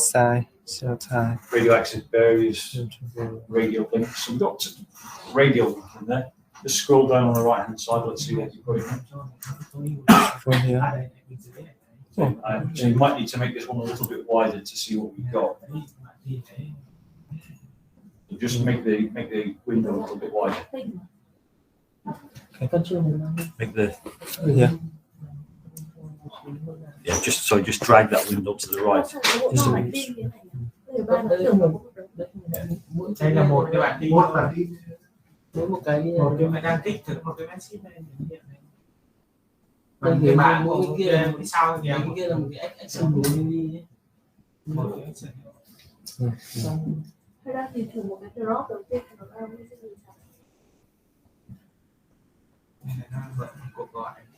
Just scroll down a bit further, just nice and slowly. Just the other thing to while you're doing that, one other thing, just to note, we've opened up a specific message there. Sorry, where are we again? Can you just click on, see if we can get that layer 3? Yeah. Somewhere here, there's a layer 3 message somewhere, isn't there? Oh, there it is.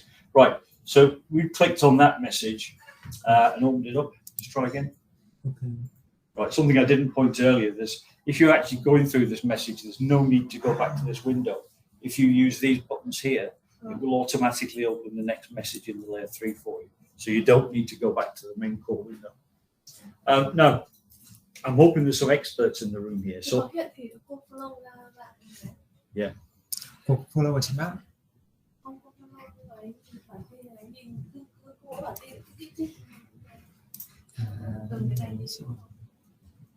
Không rõ hiện sau đây kiểu tối thiểu bản tin này sang bản tin kia ấy. Xem nó lỗi ở chỗ nào ấy, còn nếu mà chết lỗi là tiếp tục bản tin. Đây bản tin của nó đây. Nãy là mình không lọc đây, nãy là mình mở lại cái đầu tiên. Nếu như mình không lọc thì nó sẽ đây, nó sẽ có full follow nằm ở đây chị ạ. Vâng. Anh muốn tiến lùi cái follow đúng không? Đây có đấy ạ. Đây em sẽ kích cái đây để cho mọi người xem. Đây nhá. Này mình tin ở bản tin này. Tiến lùi xong rồi sao thì nội dung chi tiết lại tiếp tục à? Nội dung chi tiết ngay bên dưới đấy ạ. Vâng. Mình sẽ tiến lùi bản tin. Ok. Không như ví dụ nó cho filter cho nó vẽ ra dựa vào cái bản tin giao link update. Vẽ hay nhìn xem nó có cái là lỗi không? Không có. Em nghĩ là vẽ vậy thì chắc là không có đâu. Rồi thì xong rồi cái drop của nó ở bản tin nào? Tức là cái nguyên nhân lỗi thì bây giờ em xuất ra cái cuộc kia bị drop đúng không? Sau em xông ra này 3 đúng không? Thế đâu cái event drop này kéo vào đi nữa ở chỗ nào? Event drop. Okay, một chút.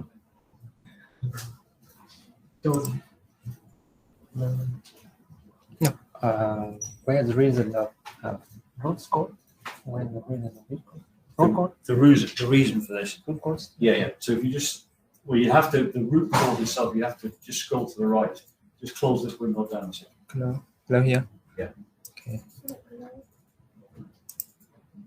Okay, so the layer 3 won't tell you, it'll tell you the release cause, okay? But the reason for that release cause, this is where the optimization engineer comes in. So the intelligence isn't built in there to say it's probably X, Y, Z. That's why the optimizer is still important in the network, okay? So all this is a tool to help you do your job. So what we're going to do is we'll look into this and we will get a release cause at the end of this that we determine to be a drop, okay? So let's go back in that layer 3 again.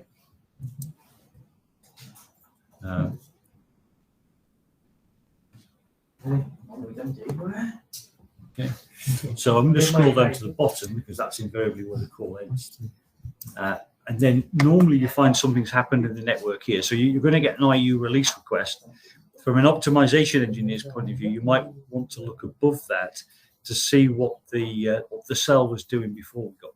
This is how we terminate it, and this is why we've said in this case it's a drop. Okay, so what we're seeing here is this is the cause code that we've seen in the layer 3 messages. Okay, so the layer 3 message is telling us here was that there was a failure in the radio interface procedure. That's why that was the end game. But however, if you and I'm not an expert optimizer, but what you need to look at in here is maybe there's some issue in the radio interface. Okay, so there's a radio interface restoration. Let's have a look at that. There's a modified direct transfer cell update, radio link deletion, request and response. Okay, so it's set up it's deleted it, and let's have a look at what it says in here. Okay. Tức là bình thường ấy, thường thì sẽ cái nguyên nhân lỗi của bản tin ấy chị, thì nó sẽ nằm ở cái bản tin gần cuối cùng đây, để em lên sâu hơn, nó sẽ nằm ở bản tin cuối cùng, gần cuối cùng của cái con follow, tức là cái nguyên nhân của lỗi nó sẽ thường nằm ở bản tin này. Đây để em, nó sẽ là cuối cùng nhé, để em kéo xuống. Em sẽ cuối cùng nhé, mình sẽ thường thì nó sẽ nằm ở bản tin này. Đây nó sẽ có nguyên nhân ở đây. Đấy. Đây nó sẽ failure in radio interface residue. So that's the cause code. And by running backwards through this message here, nếu mà mình không, you may find the information in the layer 3. Nếu mà ở cái bản tin nào mà mình không tìm thấy cái nguyên nhân lỗi ấy, thì mình sẽ tìm dịch lên một chút. Thường nó sẽ nằm ở bản tin ngay phía trên.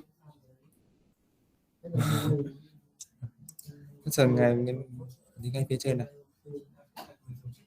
là mình sẽ tìm được nguyên nhân của Rocco.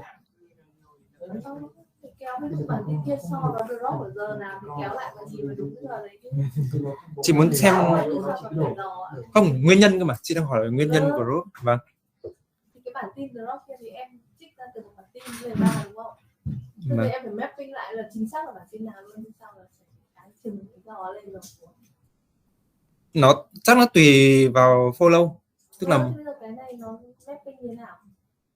Em chính xác giờ trong đấy em đây có giờ đấy chị.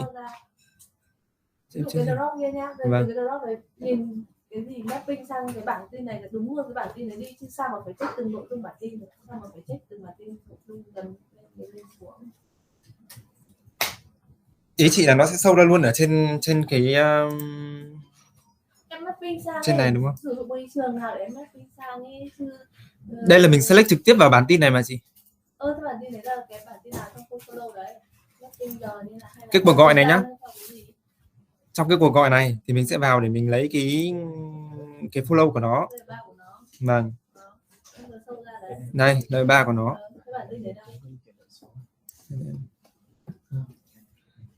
Ý chị là cái bản tin thể hiện lỗi đúng không?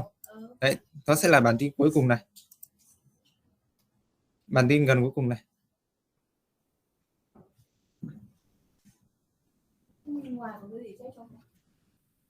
Đấy, tức là bên ngoài ấy, chị không muốn vào trong để xem đúng không? Để em xem ở đây nó có đưa ra root code ở đây không? Không có cái giờ thì nhìn theo giờ luôn. Cái ít lắm để nó nhiều. À đây này, nó có này, nó có code root code ở đây này, ở ngoài này mình không cần phải vào xem đâu chị ạ. Đây bên ngoài này nó có cái ở cái bản tin run app này nó có cái nguyên nhân lỗi luôn này. Là lấy theo giờ ấy, ví dụ là Giờ đấy chị, giờ trong này nó có mà, trong này nó có cái trường thời gian mà chị, đây này, timestamp này, nó có trường thời gian mà, nó có trường thời gian ở cuộc gọi luôn mà. 18 giờ 51 18 thì đúng không? Vâng. Thế em đang là cái layer 3 kia còn 18 giờ 51 18 thì nó là có đúng không? Cái layer 3 này chính là mình đọc từ cái cuộc gọi này ra thôi, thì chắc chắn nó phải nằm ở đấy rồi. Thì đây 18 giờ 51.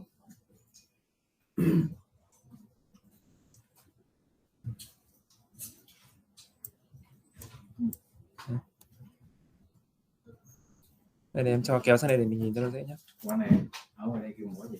Quả roi. Được. Trong anh kêu quả. Vâng. Khác nhau nhiều lắm anh, có giống nhau đâu.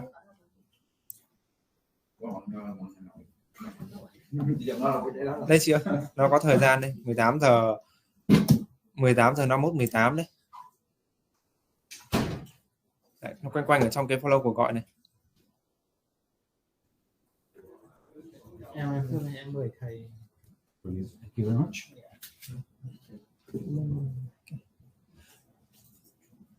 Đây là một cái ví dụ thôi, còn cụ thể các cái cây sau này thì mình khi mà mình làm thì mình sẽ tiếp cận dần.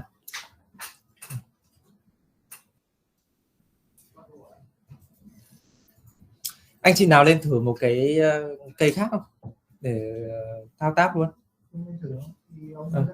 Mọi người lên thử một chút. 18 đâu. 18 này chị, 18 giờ 51 đấy. 18 là nó bắt đầu cuộc gọi này, nó cái bắt đầu cái follow này là từ 18 giờ 51 16 và cái cuộc gọi này nó kéo dài đến 18 giờ 51 32 nó bị drop.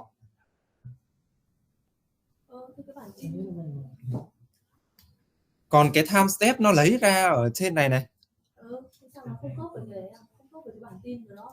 Nó nằm trong cái cuộc gọi đấy chị, tức là một cái dấu timestamp thì nó chỉ là một cái dấu của một cuộc gọi thôi chứ. Một cuộc gọi đã kéo dài thế này thì chỉ để lên một cái dấu ở giữa thôi chứ. Làm sao mà chị có thể thể hiện hết được cuộc gọi từ đâu đến đâu?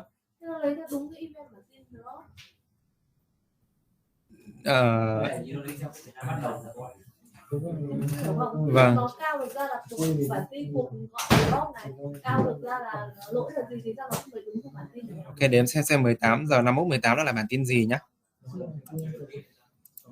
Không phải bản tin đầu tiên đã, 18 giờ 51 18. Mọi thử xem nó sẽ bắt đầu tại cái bản tin gì radio link restoration.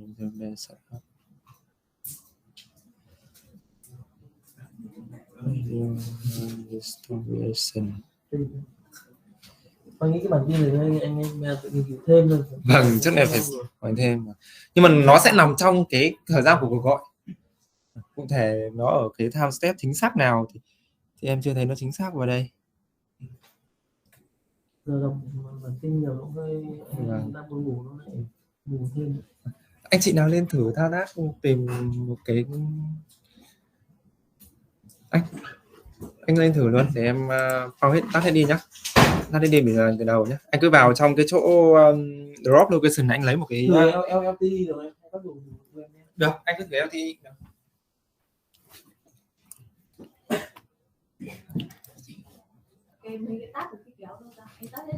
tắt đi nhá. Vâng, em tắt hết đi được. Anh tắt hết đi để anh tạo lại.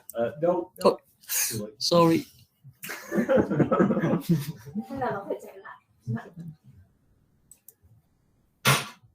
Sẽ khả năng phải chạy lại rồi. Được rồi.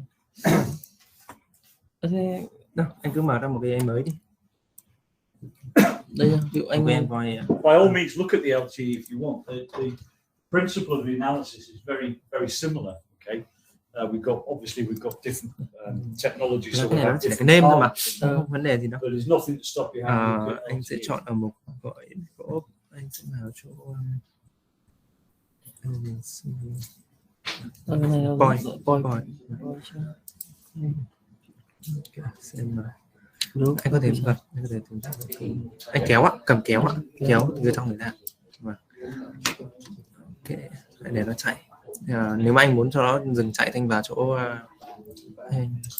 không chưa không.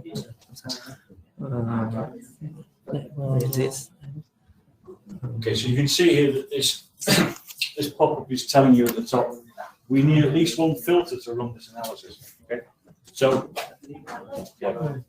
So this is the kind of filter that you want. Okay, so you have the option to add the filter now. I think, oh no, I'll do it later. So click no and do any other work you need on it without adding the filter.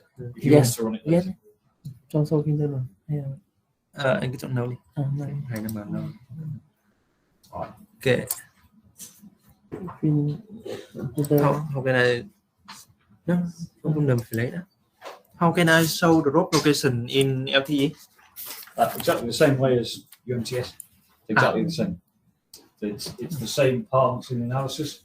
So what it's saying to you is here is, remember this is a location drop here, so there are lots of different variables. There's time or lot, that's not a mandatory one. So for example, we could be looking for a specific subscriber. So remember this is locations. So if you just say, give me the drop locations, it will go to the database and it will get all the drop locations. So that's why it's saying, no, I want something better than that. You need to tell me what you're looking for. So you're looking for drop locations, but you might be looking for drop locations for a subscriber. Okay. You may be looking for a PCI. You may be looking specifically at some kind of reason, perhaps classification. So it could be indoor. You might say, why don't you select this? I mean, it depends what you wanted to do the analysis. But if you click classification, so open up the editor. Yeah. So it's basically saying, tell me what you want to know before I go off and query the entire database, which isn't a good idea. Okay. So you might be looking at a subscriber. No point in entering the current subscriber. Remember the different days, different data sets in different areas. So why don't we look at click on the filter. Right. This is going to give you, right, so it's going to say on the left hand side, it says at least one. Okay, so you need at least one of those filters to run the analysis, and then you have the option to filter by something else. So you could filter it by cell. Okay, you could filter it by thác. Okay, or you could use a VIP list, which I didn't create earlier. Okay, so we could actually open up that VIP. We could add a subscriber. Of course, you now need a subscriber IMSI, but you could select any of those. Yeah. You may not be there, of course, in whatever particular region, but you can try it. Or you can select multiple images as well. You don't have to select one. There is, I'll come on to something else in a second. Okay, climate. Let's see if we've got anything. Okay, so if I was going for the drop locations, what would I need to know? There's probably, I'm going to look for drop locations in the cell. Okay, so why would I look at drop locations? I've got a cell that's got high drops. There's going to be some other reason that means you're going to look for drop locations. There'll be a specific reason why you want to run that. A subscriber will have drops. A cell will have drops. A frequency layer will have drops. So all this, you know, you're not just going to say, show me all the drops. So there's going to be another reason for you to go there. So, and you did that by the subscriber, unfortunately, he's not there. So what we can do is just minimize this window for a second.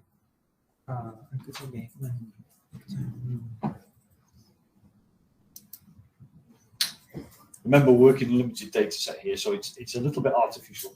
Scroll down the data explorer for a second. Actually, make sure we're on LTE. I don't know if we are at this moment in time. Scroll back up here.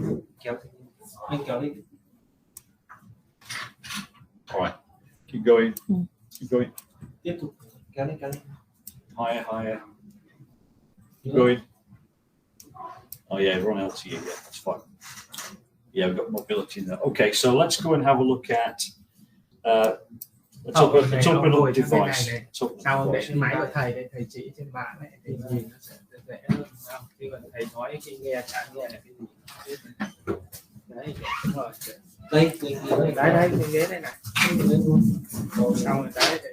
Let me just have a quick chat with the guys behind the scenes. Rồi xong rồi thầy chỉ luôn trên này. So for the benefit of the guys behind the scenes, what's happening here, we've got some guys in the room taking over my laptop with my permission, of course. And what they're doing is they're getting familiar with the user interface and coming up with possible use cases, or just generally exploring, as we are in this case. So this may add value to you or not. So what's going to happen is that you will have heard by now there's plenty of chatter as we discuss the options. So it's entirely up to you whether you stay and watch this or not. Okay, over to you. And we're going to go back to the room now and look at some practical examples. Thank you. Just a lot of telling. Right. So, what do you want to know? What would you like to know?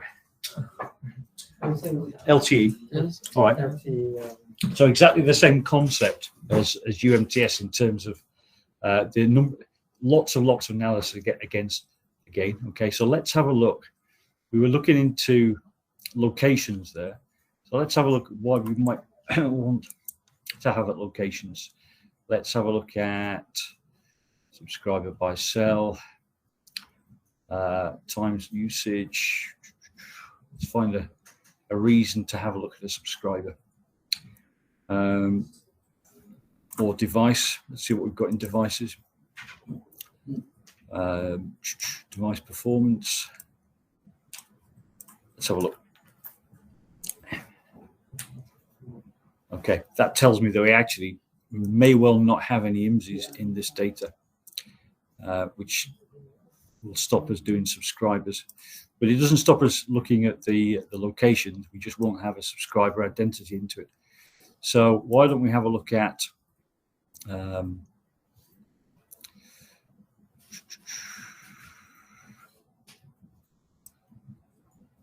count of drops by reason.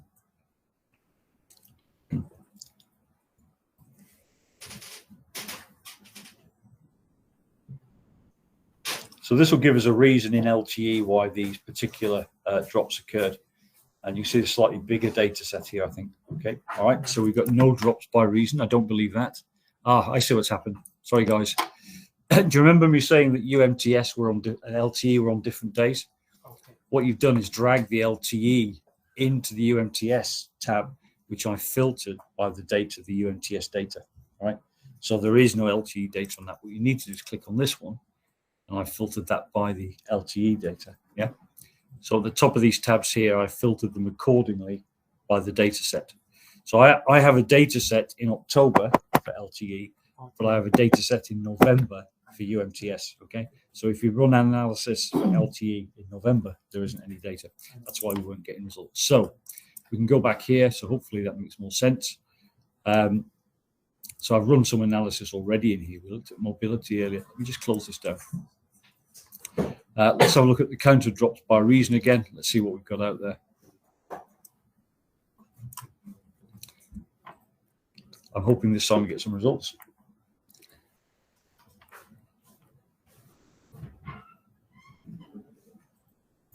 So this is a slightly bigger data set than the other one, so a little bit longer to return.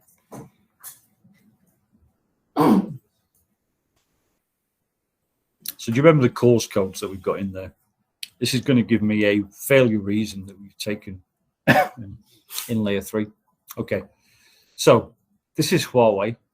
I have to say some of these failures are a little bit persistent with Huawei, and that's I'm not pointing the finger at them, but I do tend to see an awful lot with radio connection with UE lost. So here we go. Here's the different relocation expiries that we've got. Failure in radio interface, resources not available. However, we've got a lot of relocation expiries, S1 and X2, right? So why don't we have a look at the X2? Okay, let's have a look at this. What we can actually do now we've got that particular reason, is we could even look at these on a map. Right? So we can pull the map up, and I would say, give me locations, So we've got the points analysis open. So I'm going to go straight for locations here. Okay. I'm going to drag that in. You could have already looked at the S1 and X2 handover locations here, by the way. That will plot them. I'm going to add that filter. And I'm going to look at, let's have a look. Right. Have a look at the segment end reason, it might be in there. I'm going to untick some of these. I'm going to untick this one. So I'm going to add it. And I'm going to add is negative. So it's going to return back the segments of for those other conditions, those other points. Oh, I'll tell you what I should have done. So what I've done is made it try and bring back the most data that it can. I'm going to stop the running analysis 1 second. Like that. You can also right-click the icon here, by the way, and do the same thing. So off it goes.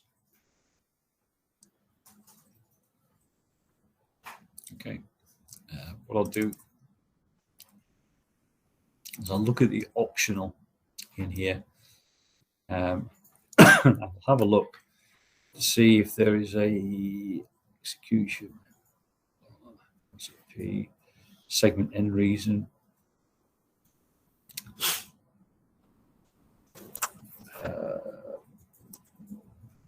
have a look. Segment end reason.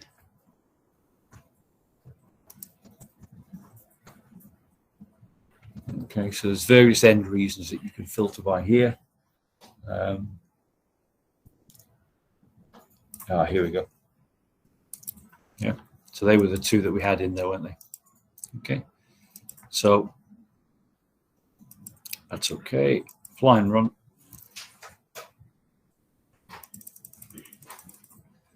So we're looking at these X1 and X2. Probably S1 and X2. Probably I would have been better off just filtering for the one of them, to be honest. But I've done both. We'll get that data back very shortly. Okay, and I'm going to zoom out a little bit here, just to have a look to see if there's any specific pattern to this, any particular area. And I don't think there's a particular reason. I'm just going to remove the GSM and TS, and just to try and clean the map up a little bit. Okay. Specific reasons here. Yeah, so there's a location.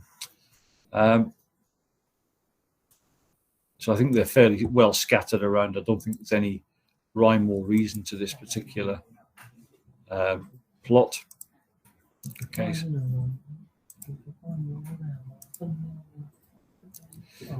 Okay, so let's have a look at this by frequency layer. So let's clear the segment end reason in case I'm filtering some out, and let's take something here that's not going to.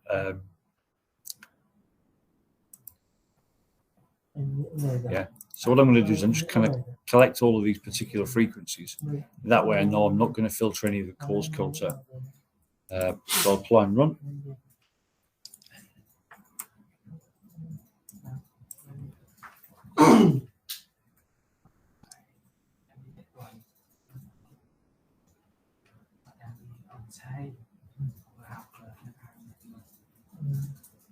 Here we go. So this looks slightly better plot now. We can start to look at these particular areas. I can actually, if I want just for clarity, just take the network layer off. So we can see, can't we, that in some of these areas we've all got, you might call clusters here, especially in this area here. We're seeing various handover types here. So we could do raster analysis at point. See what's going on here. Okay, nothing there. Let's look at the call spider.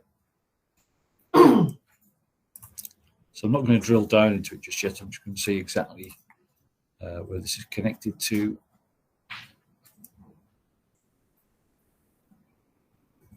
Let's put the LTE layer back on.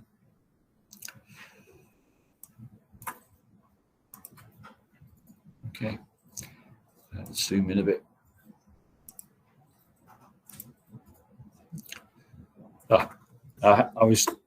When I was looking at this data set prior to coming here, just to make sure that I got data in there, what I did find quite regularly that there were issues in this particular area. You notice it's a shear beak area of Brussels, and again you'll see it's primarily located around a transport area here. Again, we've got the train station. You can see the railways coming in here. Taking the small cells off, sites. So yeah, we can click on any one of these and have a look at the coal spider. And if I were these guys, I'd be looking at starting to trying to troubleshoot this area in LTE and UMTS. Not UMTS, in LTE, because it's showing up quite regularly as having poor performance, which you might expect around a train line, right? Because the train line, you're going to get a lot of passengers there. Potentially, you're overwhelming your cells. Potentially, you're overwhelming the resources available to serve those passengers at certain times of day. So that's potentially something that guys could look at. We'll look at the properties here. Okay, you'll see it's an Apple iPhone again. There's a surprise.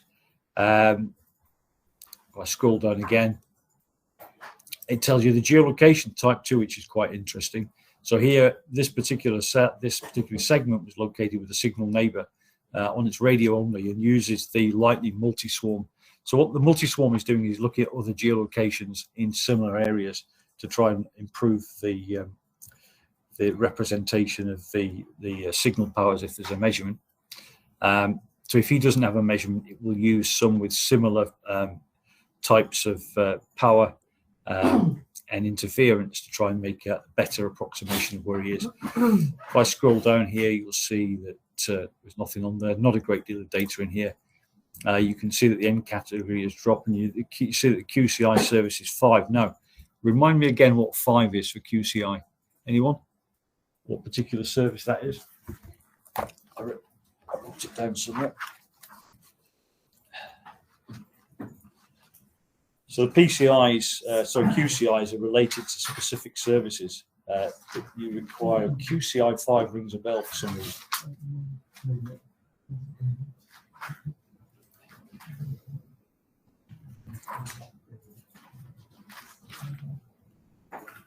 All right, so QCI 5. Okay, so Vilti is there. Usage by QCI.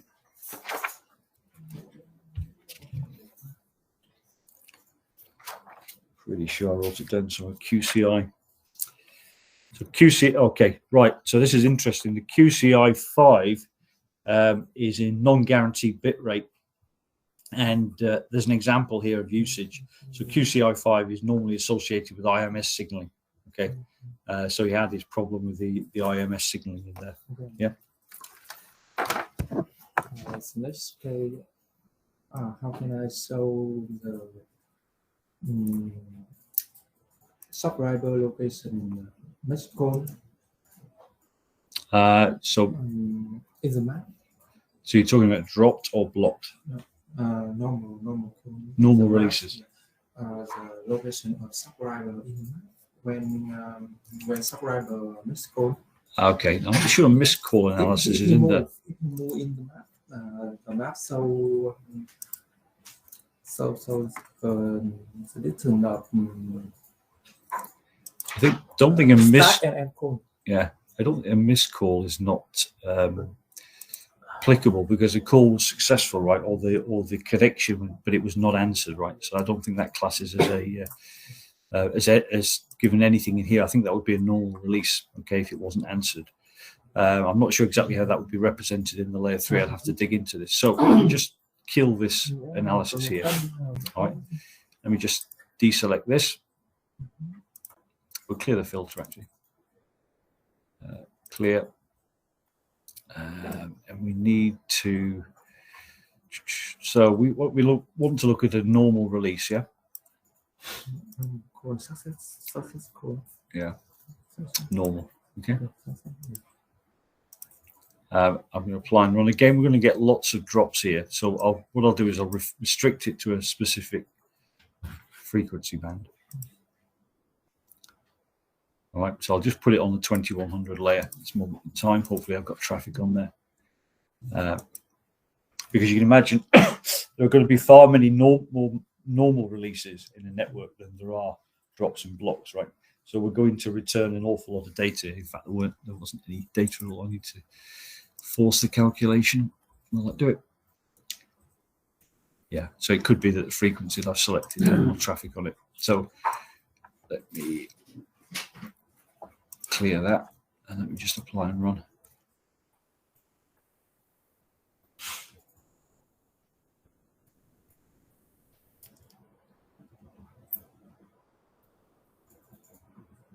Probably a better way to do this would be restricted by time. Okay, that's not giving me anything for. I mean, when a subscriber makes one call, we can show the subscriber in map. If he move when he makes call, you know. Right. When he move. Yeah. Okay. So, I want to see. but a missed call is still a normal release, right? I want to see.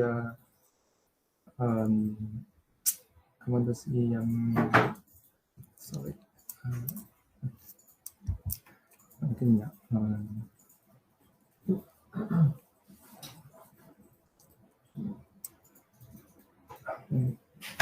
Yeah, you have to think about it and write it down. So one of the other things we wanted to look at prior to the handset, the takeover, we talked briefly about cell footprints and somebody running a cell footprint analysis. So it's 10 to 4 now. So who next wants to run a couple of analysis here and examine the cell footprint? Anyone?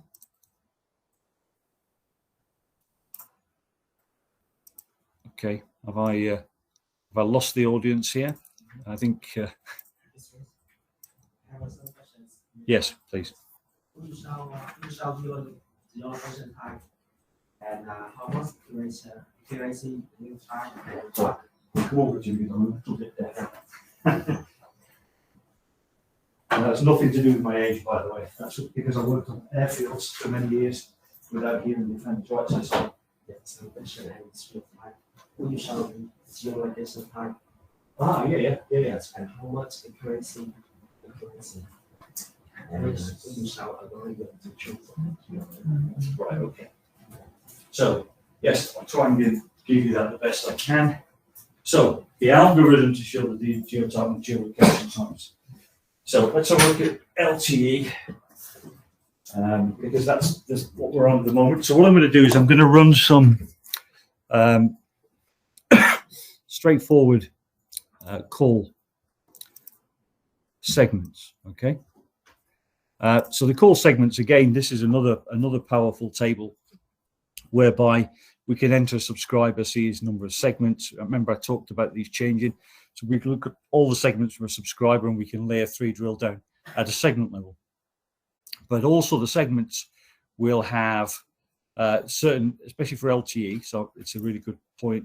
You can see here that I can show individual connection segments with service categories, with RF measurements, very useful for troubleshooting. And I can also show you with voltmetrics too, where that is in place. Okay. What I'll actually do is I'll show you the service categories right now. So the first thing I'm going to do is select because I'm getting into the regions now, having to filter this. Okay. So what I'm going to do is I'm going to look at, let's have a look at a subscriber comparison by cell. I'm only doing this simply so I can, okay, I need to know the subscriber there. I'm trying to find unique subscriber cell. Okay, let me have a look at the worst end subscribers with low throughput. Let me hope that I had some throughput messages with this. Let's see. All right, no, I didn't. So clearly we didn't have the throughput with that. So let's have a look at drops.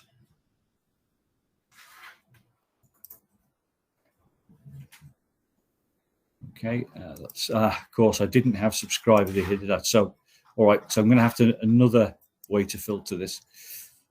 So let me go back to my connection segments with service categories. Yes, I'll filter it.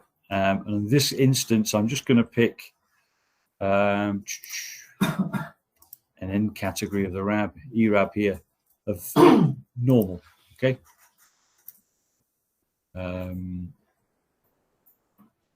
Yeah, let me do normal. Again, that's not something I would normally check on a big system. So why I haven't got the schoolboy error? I've done it on the UMTS tab. Okay, so there we go. If you get if you're working on this test system and you get no data, it's because you're working the wrong tab. So let me do that again with the service category. Yes, I'll add the filter. Yes, I'm going to do for an end category for the ERAB as let's call it drop. There'll be less data here. Okay, so no particular rhyme or reason other than that I didn't want to pull back the whole data set. That connection segment is going to go away.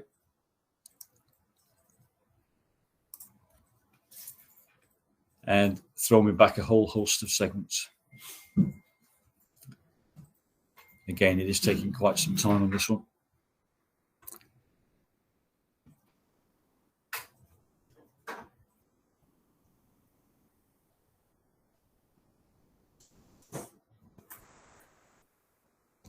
And of course, being data as well, often we have these ERAB drops behind the scenes that the customer won't see. So perhaps I need to filter that a little bit more.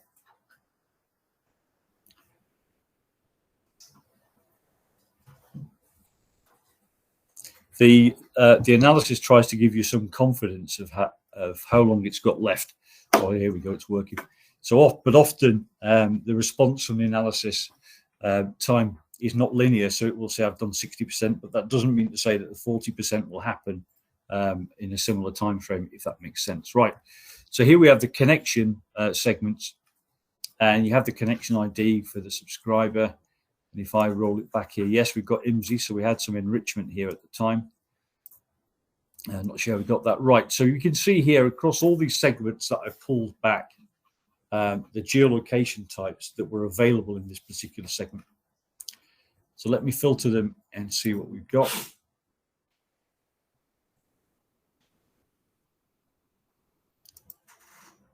Okay, so what you can see here is there are many, many, many different geolocation types. But a lot of them boil down to the same reason. We've started off at the top here. We've got multiple neighbors in his measurement report. So I'm suggesting there, when I look at the confidence of this, that the confidence of that level is going to be high.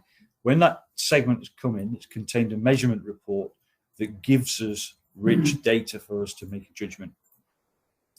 The one on the other thing I would say is the radio only. That's probably okay. You might see sometimes TA in there, maybe timing advance. You've got a slightly better one here, which is a multi-swarm. Or what we've done is we've tried to improve that with the statistical information of the other segments in a similar time frame on a similar cell with similar RF conditions. Okay, and then we get into let's see if we can see a really not a good. Here we go. Right. So in LTE, it's worthwhile. Thank you for raising this, by the way. UMTS is pretty good for giving us measurements because it's got active sets, so there tends to be a bit more RF activity. If in LTE the subscriber is stationary, he tends not to give us a lot of data. So you might get a measurement report if you set it up, and then if he doesn't move, you're probably not going to get one for a while, especially if he's stationary. So what we do is we request that the vendor in the call traces sets up periodic measurement reporting. Okay, so in LTE, and this should happen in mobile phone, that periodic measurement reporting will be switched on, and that periodicity is set to 10,000 milliseconds or 10 seconds in normal time. Okay, so that's the frequency that we suggest in LTE. Why is that important? Because that then gives us far more measurements and something to deal with for a handset that isn't mobile. Secondly, if we force more measurements, we increase the amount of segments in the call. And one of the problems there, as I explained earlier, is the more segments we have in a call, the bigger the database needs to be. Okay, so 10 seconds is a balance between having enough measurement reporting to give us decent geolocation and having enough storage in the database to store the calls. I've noticed in some periodic measurement reporting can already be enabled where some networks have MDT in there. So I don't know if there's anybody in the room here. I know that MDT events are out there. Have you set, do you know if the periodic measurements have been set or the MDT event set to 5 seconds or something like that, or even higher? Does anyone know? No? Okay. Well, I've seen in some networks that the periodicity of the MDT is forcing considerably more events than we would like in some circumstances. Anyway, back to the geolocation, which is your question. As I come down this particular list, okay, I'm going to show you I should show you the best, shouldn't I? The advert would be, let's show you the best possible location. I'm actually going to show you the worst possible location, okay? I'm going to go for, so anything you see server only, that's kind of bad because that means that there was nothing else in the measurement report. There wasn't any other cells. And if you think about it, geolocation, let's be honest, all it really is doing is taking the radio information and using a fancy algorithm to try and triangulate the subscriber, if it can, right? If it's a server only, and radio only, can't do that. All it's got is a straight line. So what we have to do at that point, initially for a start of a call, we will say, yeah, okay, we've got the radio information, we've got the server information, and maybe if there's TA in there as well. But what we're going to do is for the start of the call, we're going to come up with a random location for that start within the beam width of that antenna. That's how it's going to start. We're going to say, well, okay, we haven't got a lot of information, but we do have some radio information. We'll put you there. Because very shortly, we're going to get a measurement report or an update or something on those lines, and we'll be able to improve that location. But we have to start somewhere. The call has started, so we must give it a location, right? We can't not give it a location. So that's how we do it. So what I can look in here, so 1 of 58 items. So that suggests to me that this particular radio environment or this particular environment is not too bad. And you would expect that in a city because most people using the LTE 4G devices in the city are mobile. So the chances are we're going to get a much more rich set in the city for LTE than in the countryside. Okay, so if you go out into rural LTE, the rural LTE geolocation prediction will reduce accordingly. And if we look into here of our confidence levels, do you remember I talked about confidence levels right at the beginning in geolocation? I said that this is not a guarantee of accuracy. It doesn't say that I'm confident of this and therefore you will be 200 meters out or you'll be 100 meters out. This is us saying that we had enough information there to make an attempt at geolocation. Okay, so we're confident we had sufficient information to do something with it. Even if it was not the best we could do something with it. And the less information we have in there, the less confidence we have. And if you remember what I was saying at the beginning, when it comes to RF bins, if the confidence is below a certain level, we don't represent it in that bin. Because if we did that continuously, we would be erroneously putting measurements into bins that we had no confidence. In other words, we would be guessing, right? That's, to a degree, you could say that about where we make that initial location if we only had a server only. But at least we have the server. If we have lower confidence than that, we might as well just put it in Britain. We might as well stick it in the USA. It doesn't matter. It's irrelevant. So we don't put it into the 50-meter bin. However, we do try and give it an X and Y for the VIPs, which I pointed out. Okay, and you can see here, interestingly, Do you remember saying a few minutes ago about how LTE makes things difficult for you in terms of lack of mobility? You can see straight away here that these particular geolocation types are being classified as stationary. So when we've worked our magic on that particular segment, we're saying it's stationary, and the number of them are indoor, some are classified as unknown. So that kind of tallies with the story that I'm telling you. It's not got to your point really, which is what can we expect from geolocation? And I did this at lunchtime. So when we talk about geolocation, we talk about two different environments. We talk about single call environment, in other words, a single subscriber that's being geolocated. And we talk about a multi-call environment, which is where we're looking at RF KPIs, and we're also looking at historical information. So, and this, by the way, is in the geolocation white paper, which I will provide to the project team. Okay, so this is not hidden behind closed doors. I will supply this information to the team. So what we can safely say here across the technologies, you're interested in LTE here, that we can say in rural that statistically, assuming everything is in the right order, and we'll come into that some more second, that we expect if you put a number of mobiles out there making the measurements, we will geolocate between 25 and 300 meters in a rural location. That drops to 25 to 150 in an urban. There are other impacts. There are other factors that impact urban geolocation. One of them being the distance between cells. So there's a lot of different things that we cover in our geolocation white paper. I would be wrong to suggest that I understood it all. I don't. But what I do have is a white paper that gives me a reasonable explanation of why that geolocation works. Okay. And that's what I'll do is I will provide that to you. Okay. All right. I thought I still have the tab up. I don't.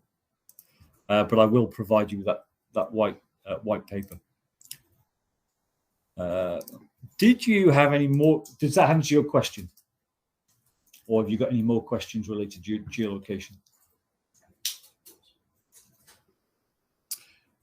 There's other geolocation types in here as well. Let me have a look. There probably isn't any GPS in here, but I'll check.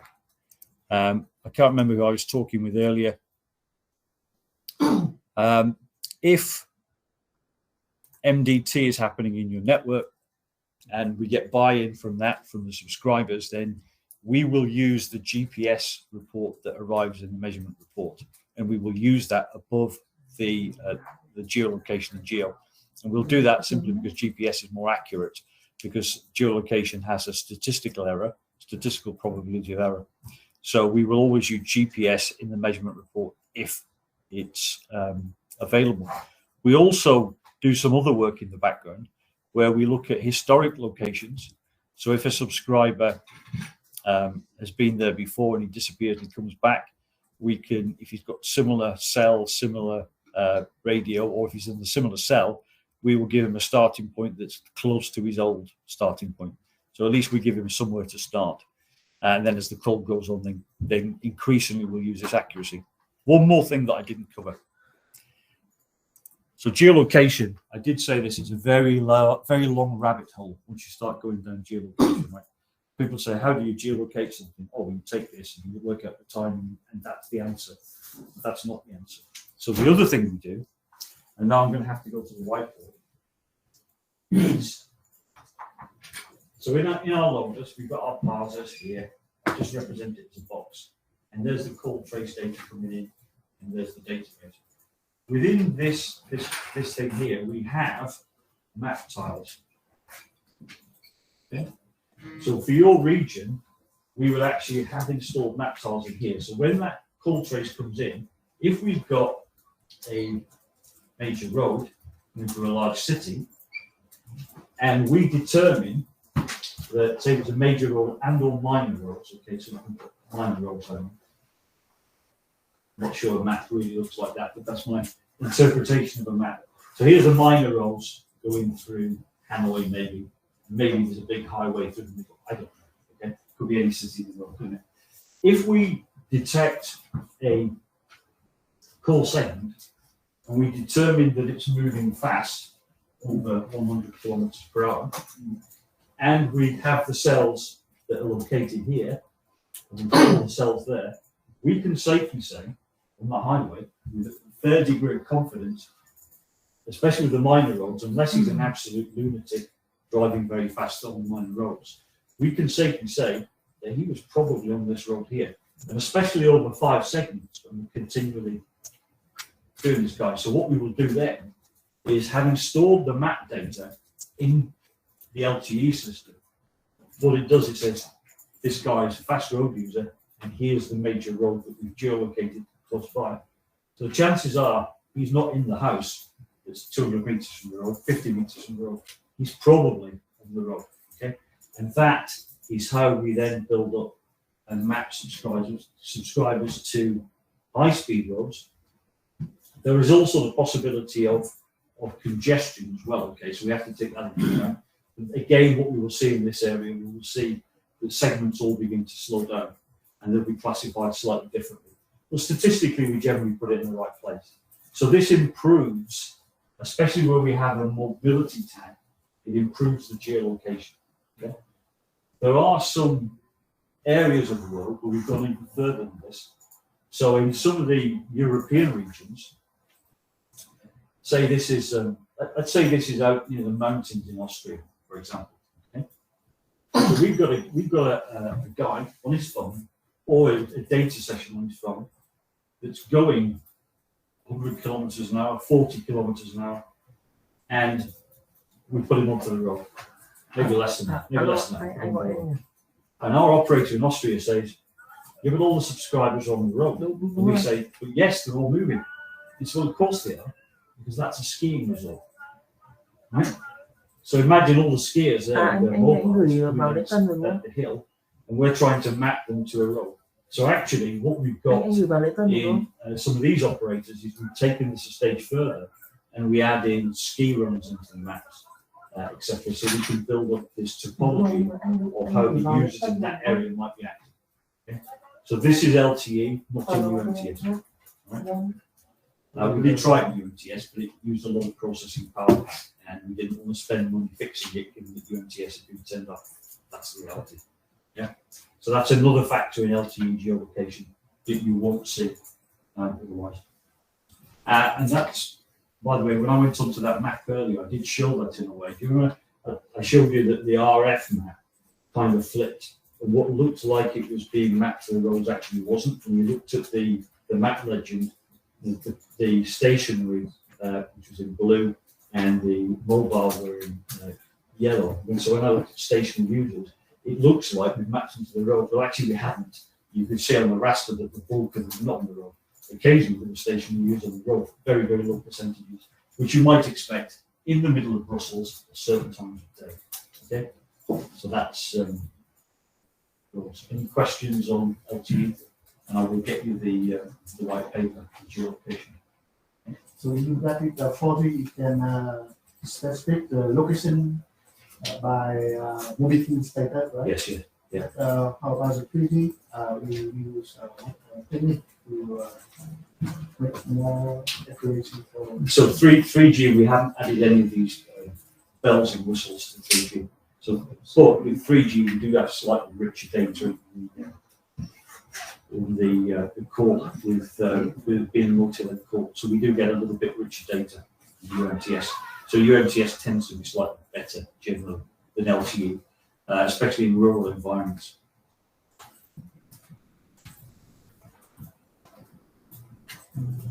Happy to go over that again and won't answer any more questions, but I will get you the white paper, which does probably a slightly better job than mine. Okay, it's come up to 4:15. I don't want to get into anything too heavy right now. You're probably all looking at the end of the day. Is there anything else that you want me to go over, or anything else you need me to address in this book? What I'm going to do tonight is I'm going to have a look at some of the use cases we've got on our repository and see if I can manipulate some of these for use as example workflows, if you like, that we've used in the customers. Does that sound okay? Yeah. And we might just as well tomorrow go through some LTE specific kind of stuff, because I know that more than likely LTE is going to take much more of your time than UMTS. But the important thing is that many of the LTE analysis they're not common, but they're very similar to the UMTS. So they're kind of self-explanatory. Some of them have slightly different names. Let me have a look at our map here. Let's look generally. I'm going to put the call table. So we look at nth best cell. That's an interesting one to look at. So we can look at the second best cells in there. PCI. Let's have a look at mobility again. We did look at this earlier, but let me put it on the wider scale and see what kind of results we're getting. Again, as I keep saying this, it's entirely true. If we'd have had access to your system to do this training today, then I would have requested that we had three days of data in there. And that allows that geolocation algorithm to start to build up its knowledge and its historic database on subscribers. And what you find is that the geolocation improves after a short period of time. It's a very short period of time, but it does improve. So if we've got an hour's worth of data in there, then it will not have been as good as if we had 3 hours worth of data. Simple reality.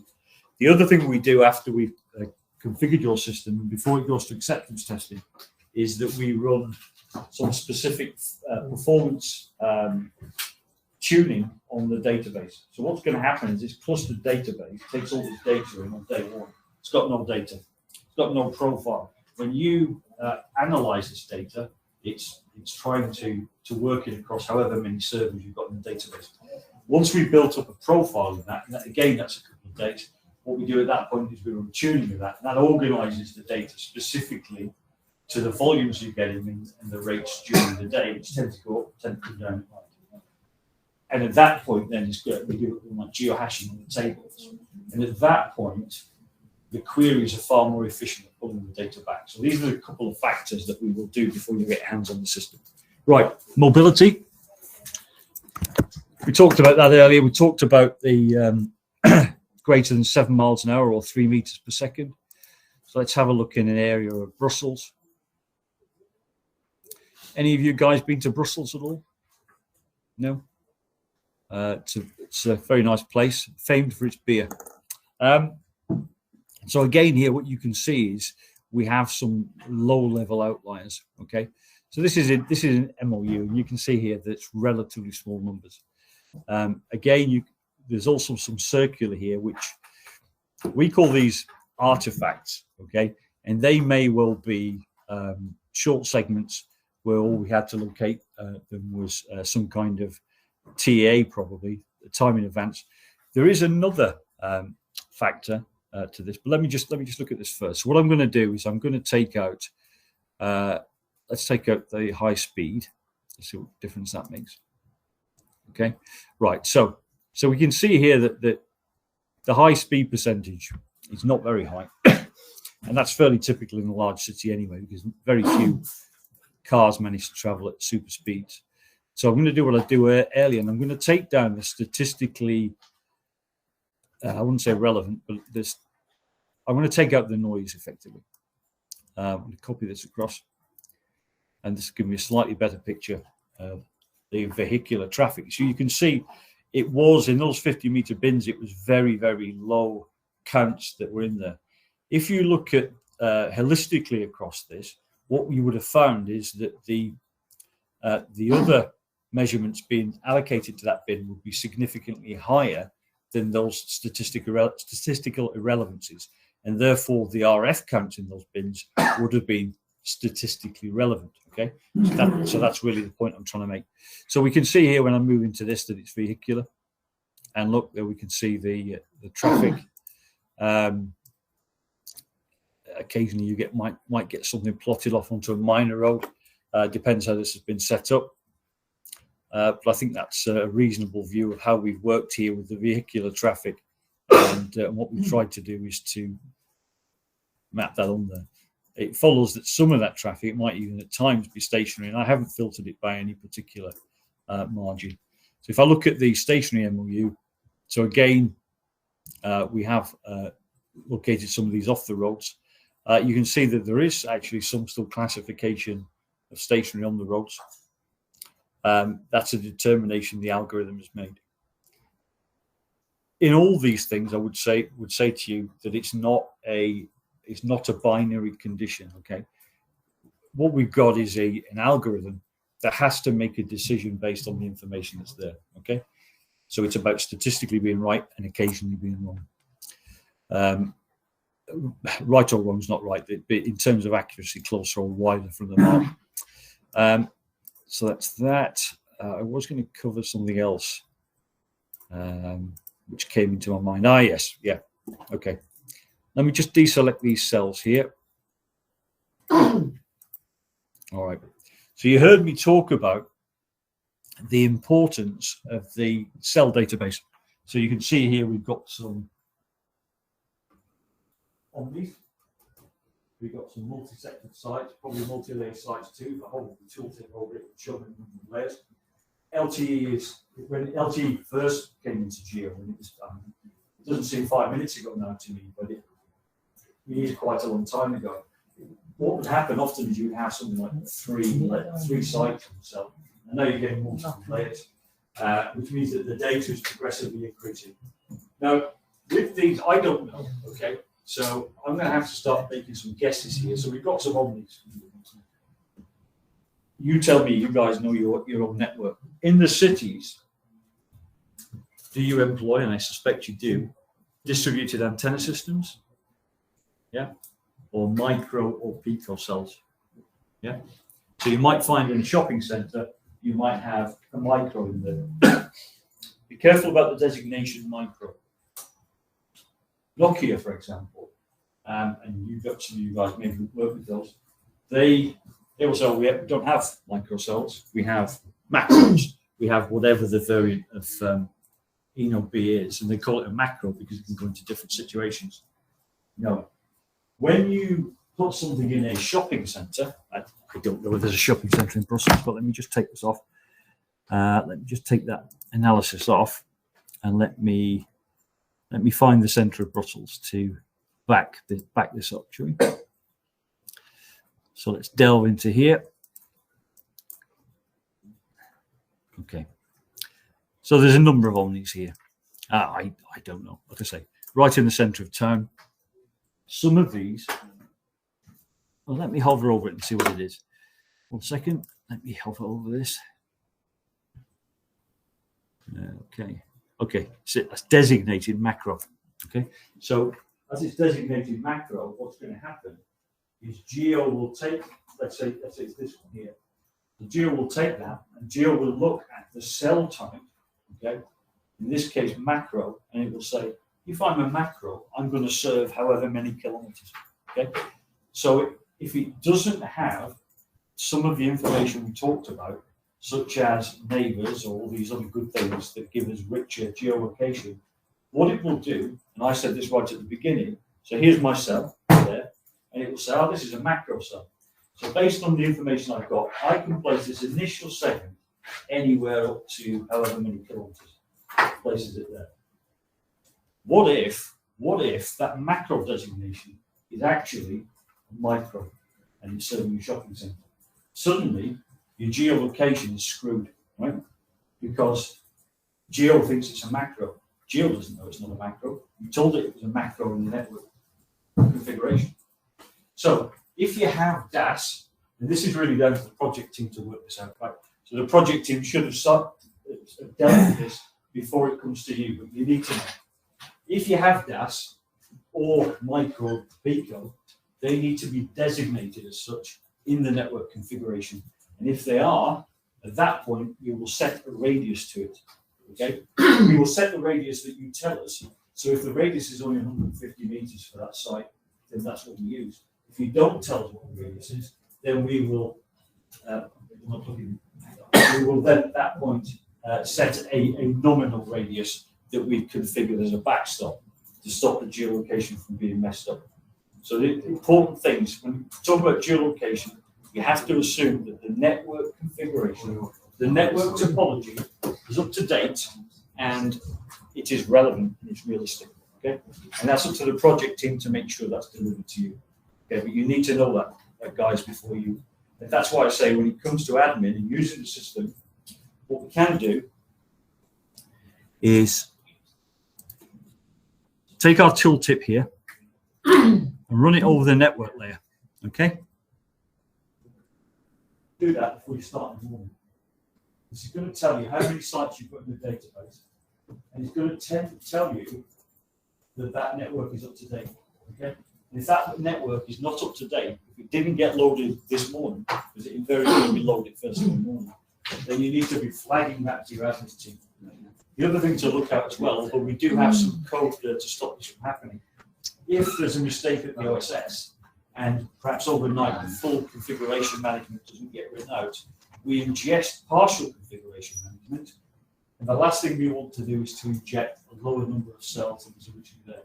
So if we get a number of cells, say 10% difference to what was in the database already, we get a number of changes that exceeds 10%, be it azimuth changes, tilt changes, or whatever, we actually don't load that network because we need to make sure that that network quality is maintained. Okay, so that number is important to you guys when you start using the tool.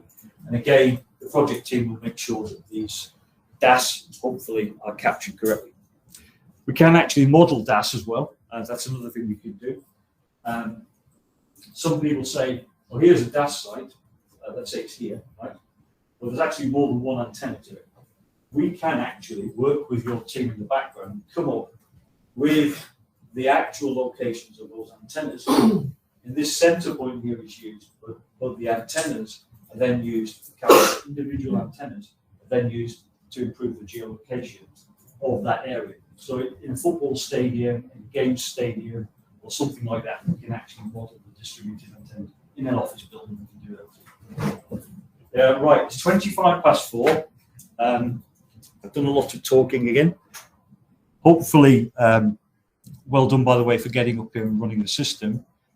I'll go away and look at some of the use cases, and I'll try and present them tomorrow. And I'd really appreciate it if some of you guys, at some point, hopefully, you're going to get your hands on the system. So just get a feel for it now while we're here. Okay, take your chance and do that. I'll urge you to do that. Okay. Ideally, you would have all been logging onto it and you would have all been very happy, but please take the opportunity while you can just to have a 5-minute browse around it. You don't have to do anything powerful. You don't have to change the world. Just have a look at it and see what you think. And then if you've got any questions, I'll do my best to answer them. Okay. It's 4:27. I'm going to call that a finish for now, if that's okay. Yeah. Thank you very much for your time today, gents. Thank you. Thank you.